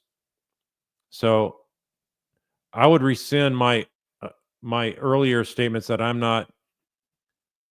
agreeing to them not lay foundation for their exhibits. I would call them out on this double standard. Who's depicted in the first photograph? Myself. Objection. Do you see Oh. those documents? What are they? Objection. Are those photographs? Yeah. Which she got a little smile there. Who's depicted in the first photograph? Myself. Objection.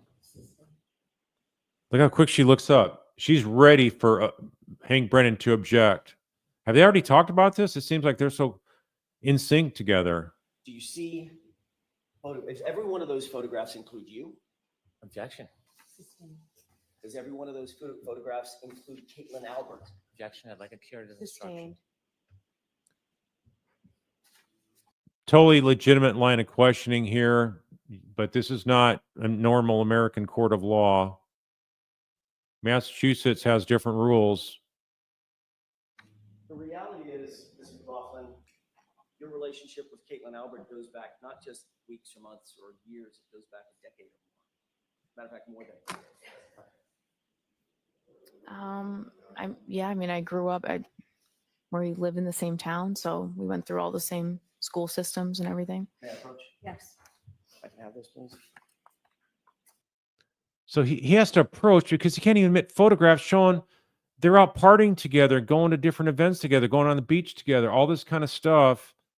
It's The reality is you did more with Caitlin Albert than simply go to the same school system. Is that right? Yes. One of these photographs has you on vacation with Objection. Caitlin Albert drinking, correct? Sustained. for what reason? This is totally ridiculous. This judge knows how bad she is. She knows she's got this system totally railroading Jen's defense. It's constitutionally required to be able to present a defense. This is classic line of impeachment. If I was defense, I'd bring it up case law because I know I got a judge and I'd build it on the record. Because even if you don't get it in with this simple stuff, I'd lay it all out and call the judge and ask her to recuse herself for her conflicts with Morrissey, based on the fact that her mom worked for Morrissey's mom. That's what I'm hearing anyway. There's some kind of conflict here with the judge and the Alberts and the Morrisseys and the McCabe's, somebody along those lines, because no judge would make this bad of a ruling. You've been photographed. You've been photographed with Miss Albert on many occasions at many celebrations with your girlfriends, correct? Take a sidebar, please. Hey, right there. Right there. Look at how she looked again. That's something I'd be bringing up as the attorney. I don't know if Hank's looking down his nose, but if I see a witness right away looking over to the prosecutor, you got to call him out on it. Call this witness out on that. That's what you need to be doing, AJ. I hope the jury picks up on it. Mention it in your closing. Let's go back and look at that. Look at how she's smirking at this process. You've been photographed with Miss Albert on many occasions at many celebrations with your girlfriends, correct? Look, Sidebar. look what she's doing. This is not spontaneous. This is coached. This is coached right here, folks. This is what happens when a witness is coached to, if you don't like what you're hearing, look to me and I'll make an objection. That's what this looks like. Sidebar, please. I'm going to allow that. Is that right? Been photographed on occasions. On occasions, yes. That wasn't my question, Your Honor. Go ahead, ask. My it. question was, you've been photographed on many occasions and many celebrations with Caitlin Albert and your girlfriends, that group of girls that we just looked at. Yeah.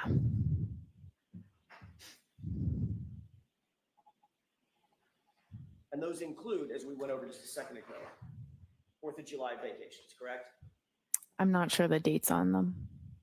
I didn't ask you about the dates. I don't know the dates either. Well, But I don't know that that was that was a 4th of July celebration. I'm not sure. do you see a beach photo with American flags in the background? I'm objecting. Sustained. So you've had those photographs represent at least. So now you can't even talk about what's in the photographs. Well, that's how you lay foundation. You go into the description and you hand them to the witness and ask them, can you describe what's in here? And this is fair and accurate representation. Where's this at? What time? When was this? All those kind of details. And then you move to admit it after you lay all those foundations. Here, they shouldn't even have to lay foundations that much because of how much the defense has been cooperative with getting evidence admitted that otherwise would have to be having a foundation laid through other witnesses and just taking time. So they're stipulating, and that's what I think is fair to do, to just get to the matters in controversy. So anyway, this is really, really upsetting to see this kind of despicable behavior of a witness that looks to the judge to bail her out, and then the judge bails out the prosecutor and the witness. So that's what you see here for a little corrupt game in Massachusetts. Some of the celebrations that you have had with Caitlin Albert and others in your friend group, correct? I'm objecting. Sustained. Yeah. Judge knows this is an Achilles heel for the case, so she wants to keep it out of evidence. Judge is putting her weight on the scale You've again. gone on overnight vacations with Caitlin Albert, isn't that right? There was one that I can remember, one overnight that I can remember with a big group of people. Who was that? Where was that? That was in Maine. It was in Bethel, Maine, wasn't it? Could have been. It was in Maine. Have you been to more than one vacation in Maine with Caitlin Albert? No, I don't know. That's the name of the town. I don't remember. You've indicated that you've had baby showers where you've attended with Caitlin Albert, correct? I was invited to a baby shower, not Caitlin Albert's, but she was also invited to the baby shower. Right, and the two of you. Yeah, that's right. He can't sit in the first row. Okay, but why is he not sitting with his mom? That's what's strange. He really never was sitting with his mom except for a couple times. For a photograph together, correct? We posed around the girl that was having the baby. Right, you and who else? A bunch of other girls, her friends. Right, was one of them Caitlin Albert? She was in the photo, yeah. She's standing right next to you in the photo? She could have been. Is that in there? Next question, Mr. Jackson. Oh yeah, she's never done that to the prosecutor, has she? Never once. One-sided justice here.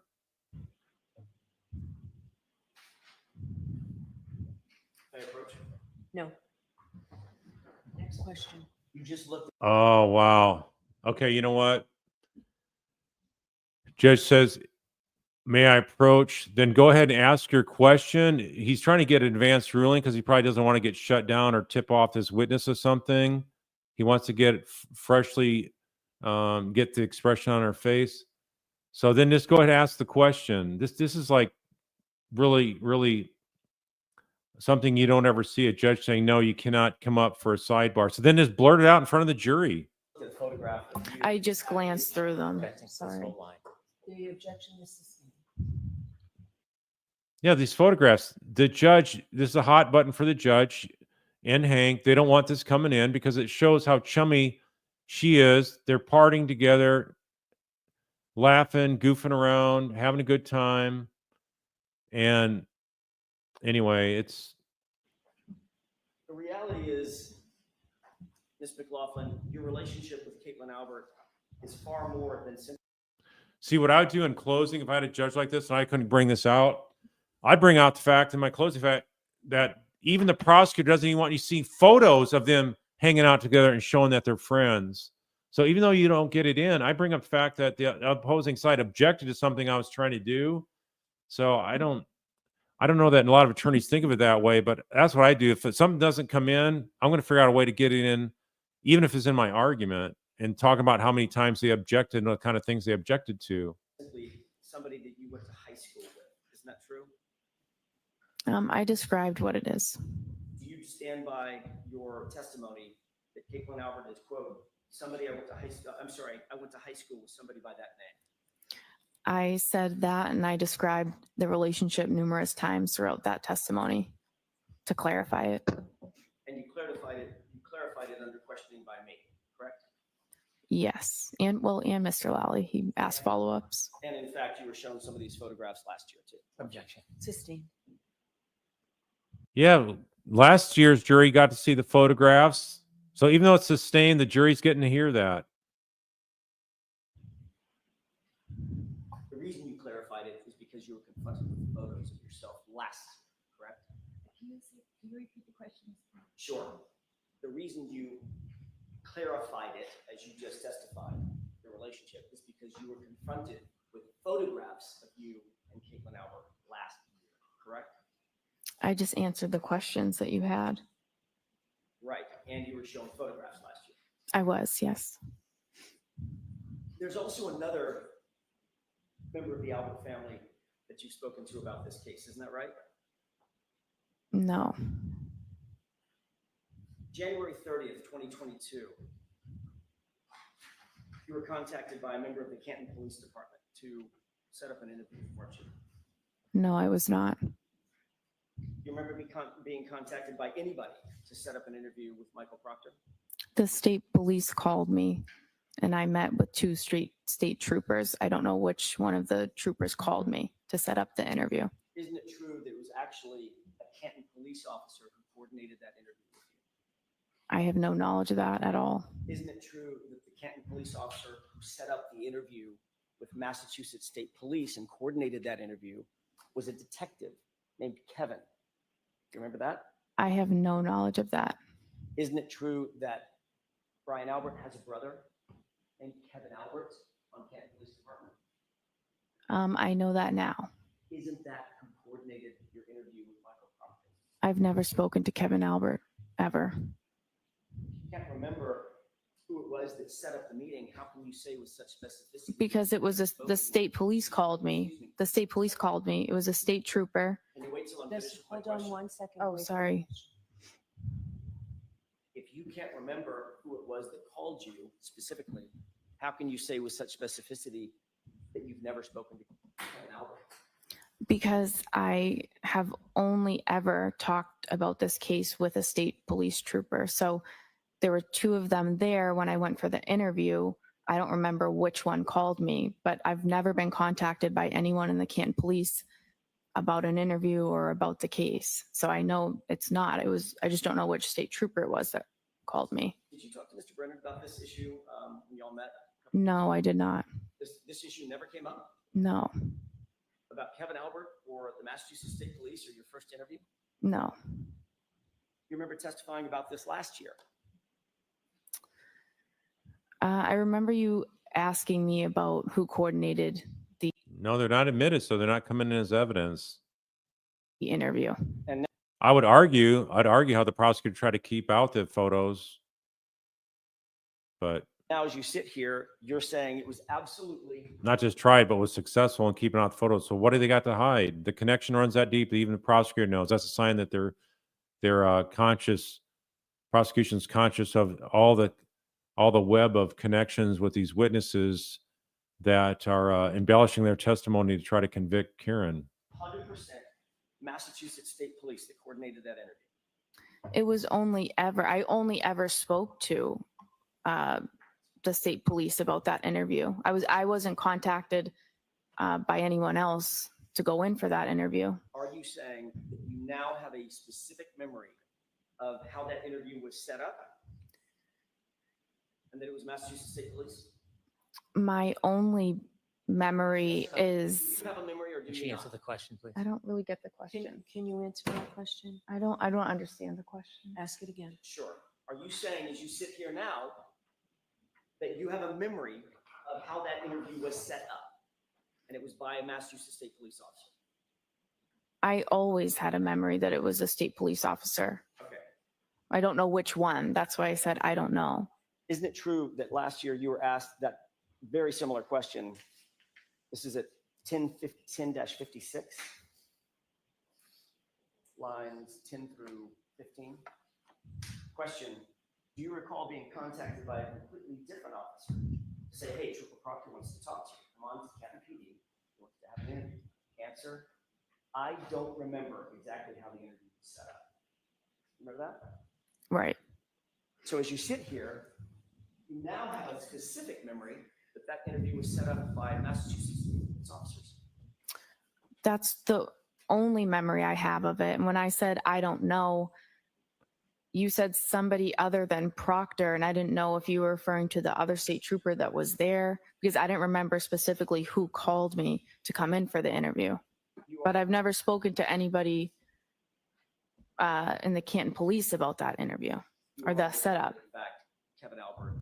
You know, another thing that jumps out at me, you know how many witnesses say that they have lived in Canton their entire life?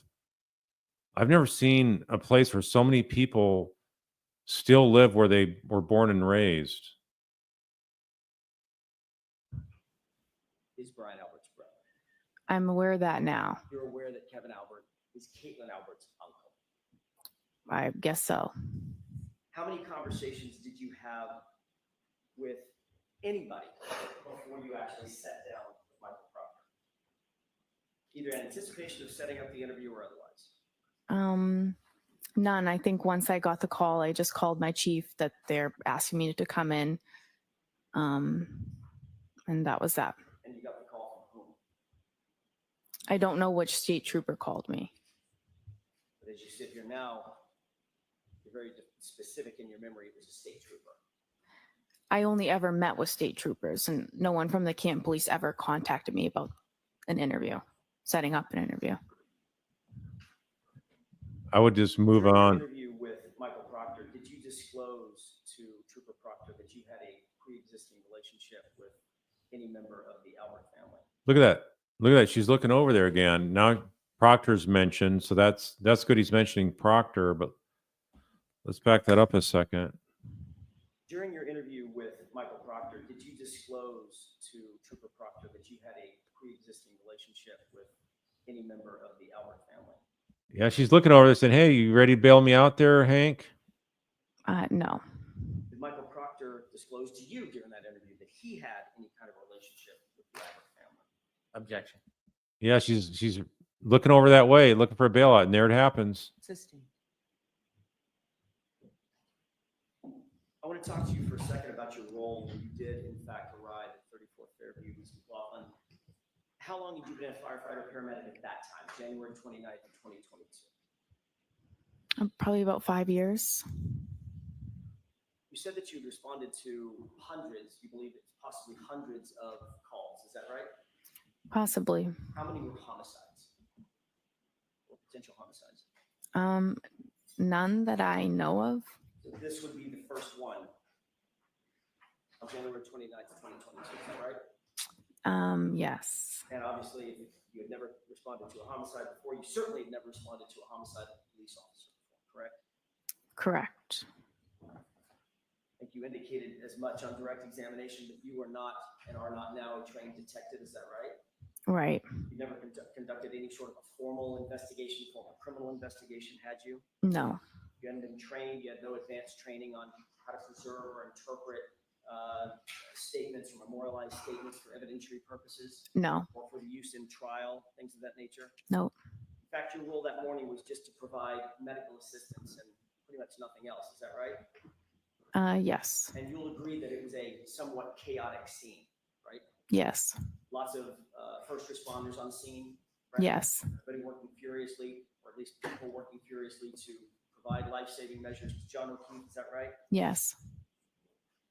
People were talking over each other. Look at a video I did a couple days ago on this issue, please, Gen X. There was a cacophony of engine sounds and noises coming from people talking and trying to speak over the wind and the howling, the driving snow and wind that was coming down, snow that was coming down. Is that right? Yes. You hear people in the background, in the foreground, people talking over each other. Yes. Emotions, your emotions, everybody else's emotions were on high alert. Is that right? Yes. So you were trying to do your job under pretty intense pressure and in a very limited context, correct? Yes. You didn't have a tape recorder with you when you were asking my client any questions, did you? No, of course not. There's no audio recording of that conversation you claim took place between you and Ms. Reed, is that right? Not that I know of. And you've already indicated that you didn't even follow up with a single question when she responded in the way that you've indicated she responded, correct? Yes, The words you claim you heard were, "I hit him." Is that right? correct. It's your experience that people under pressure, people under stress, because you go to high stress situations all the time as a firefighter paramedic, correct? Correct. People in those kind of situations speak in broken sentences or rhetorical questions, correct? Not uncommon. People react differently at different scenes. But you Yeah. certainly wouldn't say that that's uncommon. Oh my God, what happened? What happened? Things of that nature. No. Did you hear my client ask the question of confusion, or a series of questions of confusion? Could I have hit him? Did I hit him? I did not hear that. You never heard her say anything close to, did I hit him or could I have hit him? I did not. Yeah, well, the judge said you can't mention ARCA is hired by the feds. So it wouldn't be a mistrial, but you could be found in contempt. The jury would be instructed to disregard. So, and you don't want to get in trouble with the judge that way by violating an order of the court to hide something that critical, even though it's being a violation of the Constitution to keep that out.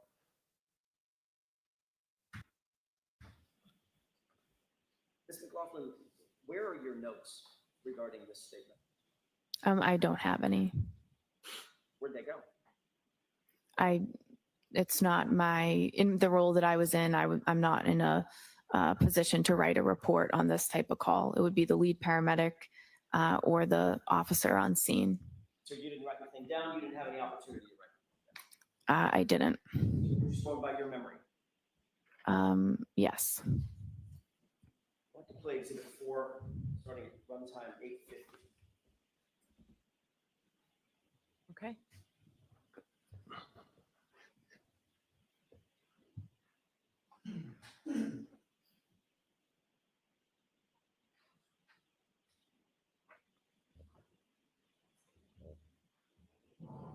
Pause it. Just to orient us, can you tell me where you are in that video? I might be in the middle there, although I didn't get a Interesting. good look. With the yellow and the red. Yes. Okay. I'd like you to pay special attention, Mr. Mclofflin, to your right and your left hands as this video plays. Could we go ahead and play it?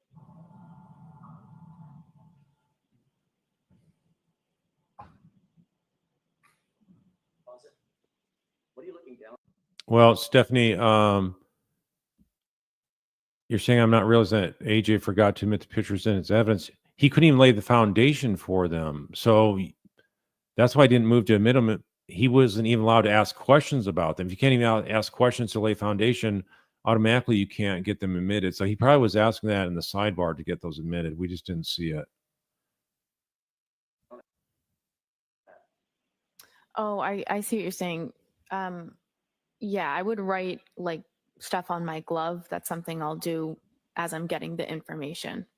Was that your question about notes? So you were taking notes. That's just me jotting down the demographics. Let's keep playing.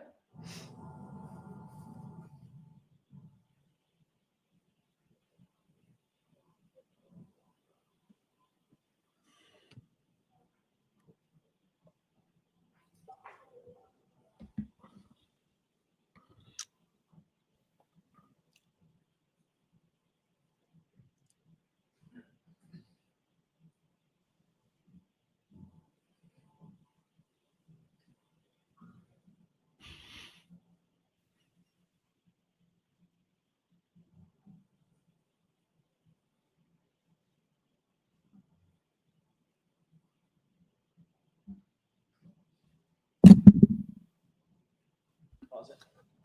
Is this still the part of the interaction where my client is overly frantic and almost hysterical? That's the point where your client started to make the statements. Was she overly frantic and almost hysterical? She was distraught. Okay. Overly frantic and almost hysterical. We're using different words. I'm asking you about your words. Is this just No, I don't think his intensity's off at all. I think he needed to up his intensity from the last trial. So no, I think his intensity is where it needs to be. In fact, it could even be more intense during certain points when witnesses are lying. Describe her as overly I think the overly frantic and hysterical, I was describing the entire scene. So you'll agree that she doesn't look overly frantic or hysterical. Again, hard to say from a video, but And according to you, well, that's actually, Mr. McLaughlin, it's easiest to say from a video, isn't it? It's a video. The best yeah, I evidence, mean, isn't she's it? kind of, she's not totally in view. And I mean, she wasn't standing there calmly, I guess. Right, she looks hysterical to you. All right, She I'm was going to jump upset. ahead She was here. very upset. It's already after 12. I might say 24. hysterical. Really, they're talking about how she looks, what she sees. She's dressed in the yellow here. They're talking about how Karen reacted. There's not a whole lot of stuff to get out of this. Birth, no meds, no history, no allergies. And then I wasn't writing that statement down on the glove. I went back to the ambulance and just reported it. And importantly, it was important enough. So she's wearing gloves, the latex gloves, which she didn't write down besides John's name, his age, allergies, that kind of information. She didn't write down this "I hit him" comment. As you say, to go back and report the statement, but not important enough to write it down with that pen. It's very conveniently in your right hand, correct? It's not about importance. I was relaying that information to the ambulance verbally. I didn't need to write it down. And you, in fact, didn't write it down, did you? No, I didn't make a report about it. And you're also aware that not a single police officer out of the scene wrote that down. Objection. Sustained.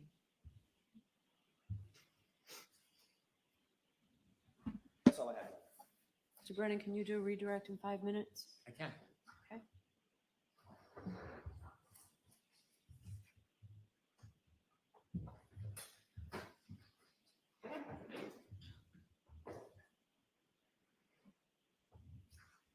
Ma'am, when Mr. Jackson would show you part of your testimony from a prior proceeding, was he leaving something out when he was showing you that, asking you questions? Sustained. When he asked you about whether you knew Caitlin Albert, and you said you went to high school with her, did you immediately then answer questions describing that relationship? Correct. Watch the phone. Were you asked immediately other questions about the relationship? I explained the relationship over and over again throughout the testimony. In fact, See how he objected initially to this questioning being raised about how she was asked it in the last trial, but now he's asking it. you described the relationship over. How crazy is that? Didn't you? I'm sure it was that many. You didn't simply just say somebody named Kate. I went to high school with somebody named Caitlin Albert. You didn't leave it at that, did you? No, I didn't. You remember saying, I would say more He's bringing up what the defense brought out. He's not bringing up what Lally brought out. That's what's so crazy about it. He's putting that spin on it. acquaintances, not close friends. Right. You remember immediately saying after that, I would say we had mutual friends. We might see each other occasionally because of mutual We're almost friends. to the end here of We don't her. have a one-on-one friendship or hang out regularly. Right. Objection, Your Honor. I'm going to allow You remember many more statements after that initial answer where you described the relationship. Yes. Similarly, you were asked about a meeting with the state troopers, Yes. and the attorney asked you a question about your memory or suggesting that Mr. Albert set up the meeting. Remember those questions? Yes. You were asked questions just like that before at the last hearing, weren't you? Yes. You were being asked about who set up the meeting and you saying that you didn't recall. Yes. And then you remember being asked about whether a completely different officer set up the meeting. And you said, I don't remember exactly how it was set up, Yes. followed by, so that was my next question. You may have told me this. Do you have any recollection who set that interview up? And you said you didn't. Right. And it was specifically asked, does the name Kevin Albert sound familiar? Objection, Your Do you remember saying no? the objection sustained. Do you remember when you were asked at the last hearing, does the name Kevin Albert sound familiar? Do you remember what you told Attorney Jackson? I told him no. And then you would then ask, do you know Kevin Albert? Do you remember your response? I said no. Yeah, When you were there trying to help the gentleman that was on the ground, did you know this would become a homicide investigation? No. Did anybody tell you this was a homicide? No. In fact, when you spoke or the defendant spoke, well, the pictures help with impeachment because she's saying they weren't friends, but the photos help demonstrate the social nature of it. And you've heard pictures are worth 1,000 words, so the pictures should have came in. And like I say, if I was defense counsel on a case like this in Texas and the prosecutor did that to me, I would say, all right, from now on, you have to lay foundation on everything. We're not going to have it a one-sided double crossing like that. You were simply trying to get background information to help him throw a key. When she told you, I hit him, did she say that she hit him with something? No, Did you know whether it was with a fist or a foot no, or a Lexus? no. Gallagher didn't get finished up today, so I'm going to cover Gallagher tomorrow and wrap his up all in one. You mentioned this was not part of your role to investigate. Why didn't you persist? Why didn't you follow up and ask more questions about that statement? What about the situation and the dynamics? Yeah, see, so what he's doing also, this is a good point. He's asking super leading questions on redirect, more so than I think he should be allowed to do. So the defense should object, and they're not. But in the end, I think the judge probably would just allow him to do it anyway. So anyway, completely far beyond what anybody should be able to do on redirect with this. He's basically leading her just yes no type questions, and you don't see that from seasoned attorneys that know what they're doing. They know better than that. But when you got a judge that allows there to be a double standard of justice for the two lawyers and for the defense, for the defendant, you don't get a fair day in court, then you're not going to see it that way. Caused you not to ask questions. Sustained is to go. Why didn't you persist in getting more information from the defendant when she said, I hit him, I felt bad for her at the time. It was a very disturbing scene, and I did not want to push further down that road. It's not my job, and I didn't feel comfortable doing it. Open-ended question is not calling for something like a yes/no response. So a leading question would be like, isn't it true you did such and such on such and such a date? It's very specific, and it really funnels it down to a yes or no question. Instead of saying, hey, can you go back and direct your attention to the 25th of August? Could you tell us what you're doing that day and who you talked to? It's very open-ended, and that you're allowing the witness to do their own statement on it. Here, it's like Hank Brennan's doing most of the testifying, not her. He's exactly funneling her on how she's supposed to answer. No, Then how do you remember she made those statements? I won't ever forget those statements. I have no further questions. Anything, Mr. Jackson? Very briefly, that was a disturbing scene, you said, correct? Yes, An emotional scene. yes, right? yes, A scene that was upsetting. to a Yes. lot of people, yes, For a lot of reasons, right? yes. And that's when things start getting missed, when emotion starts playing a role, correct? I- That's when details start getting missed. I guess it depends on the situation. Right, but this was a disturbing emotional. All right, she's wrapping upsetting up here. scene, Even for you, correct? I felt that for a civilian to see it, it was very disturbing for them. Probably wasn't great for you either, was it? It's not. And your testimony is you never heard my client say, could I have hit him? Did I hit him? Correct? You never heard that. I didn't hear those questions. No, What you heard was, I hit him. Is that right? I heard him. I hit him repeatedly. And changing gears for a quick second, I'm almost finished, Your Honor. You did ultimately start talking about your relationship in more detail with Caitlin Allen. Boy, his voice is fading away. After that first date, is that right? Yes. That's when I started showing you photographs, correct? Objection. Was that when you were seen showing photographs? Yeah, I don't object much because that's the approach I take. I approach it from the standpoint is I'm going to call out the other side for all the objections, and I don't need to object because if there's something that's coming in, I can neutralize it and flip it to my advantage. I don't know. I've described it so many times. I don't remember. But you knew I had information that I was going to ask you about. Objection. Sustained. No. Objection. Finally, with regard to Kevin Albert, did Trooper Proctor tell you during that interview that he had texted with with Officer Kevin Albert about setting up your Oh, interview? interesting. Tell you that? I have no knowledge of that. Did Trooper Proctor So rehearse for Katie say, I'll never forget hearing I hit him, exact words Jen McCabe used. tell you the reason we're here, the reason we set this up is because Kevin Albert texted me that he had already coordinated with you. Never, no. Thank you. That's all I have. All right, Ms. McLaughlin, you were all. Okay, so Steph, you're saying, does she think Karen was bragging about hitting him? These people are idiots. Of course, Karen was worried she might have hit him, still not proof. And even if she says, I hit him, they have to prove she hit him. She was not in the state of mind to really know what she might have done that night in terms of pulling away, and was John there. There's no way that makes any sense with all the activity going on in front of that house that she's the one that struck John. It just makes no sense at all. She's got the alibi.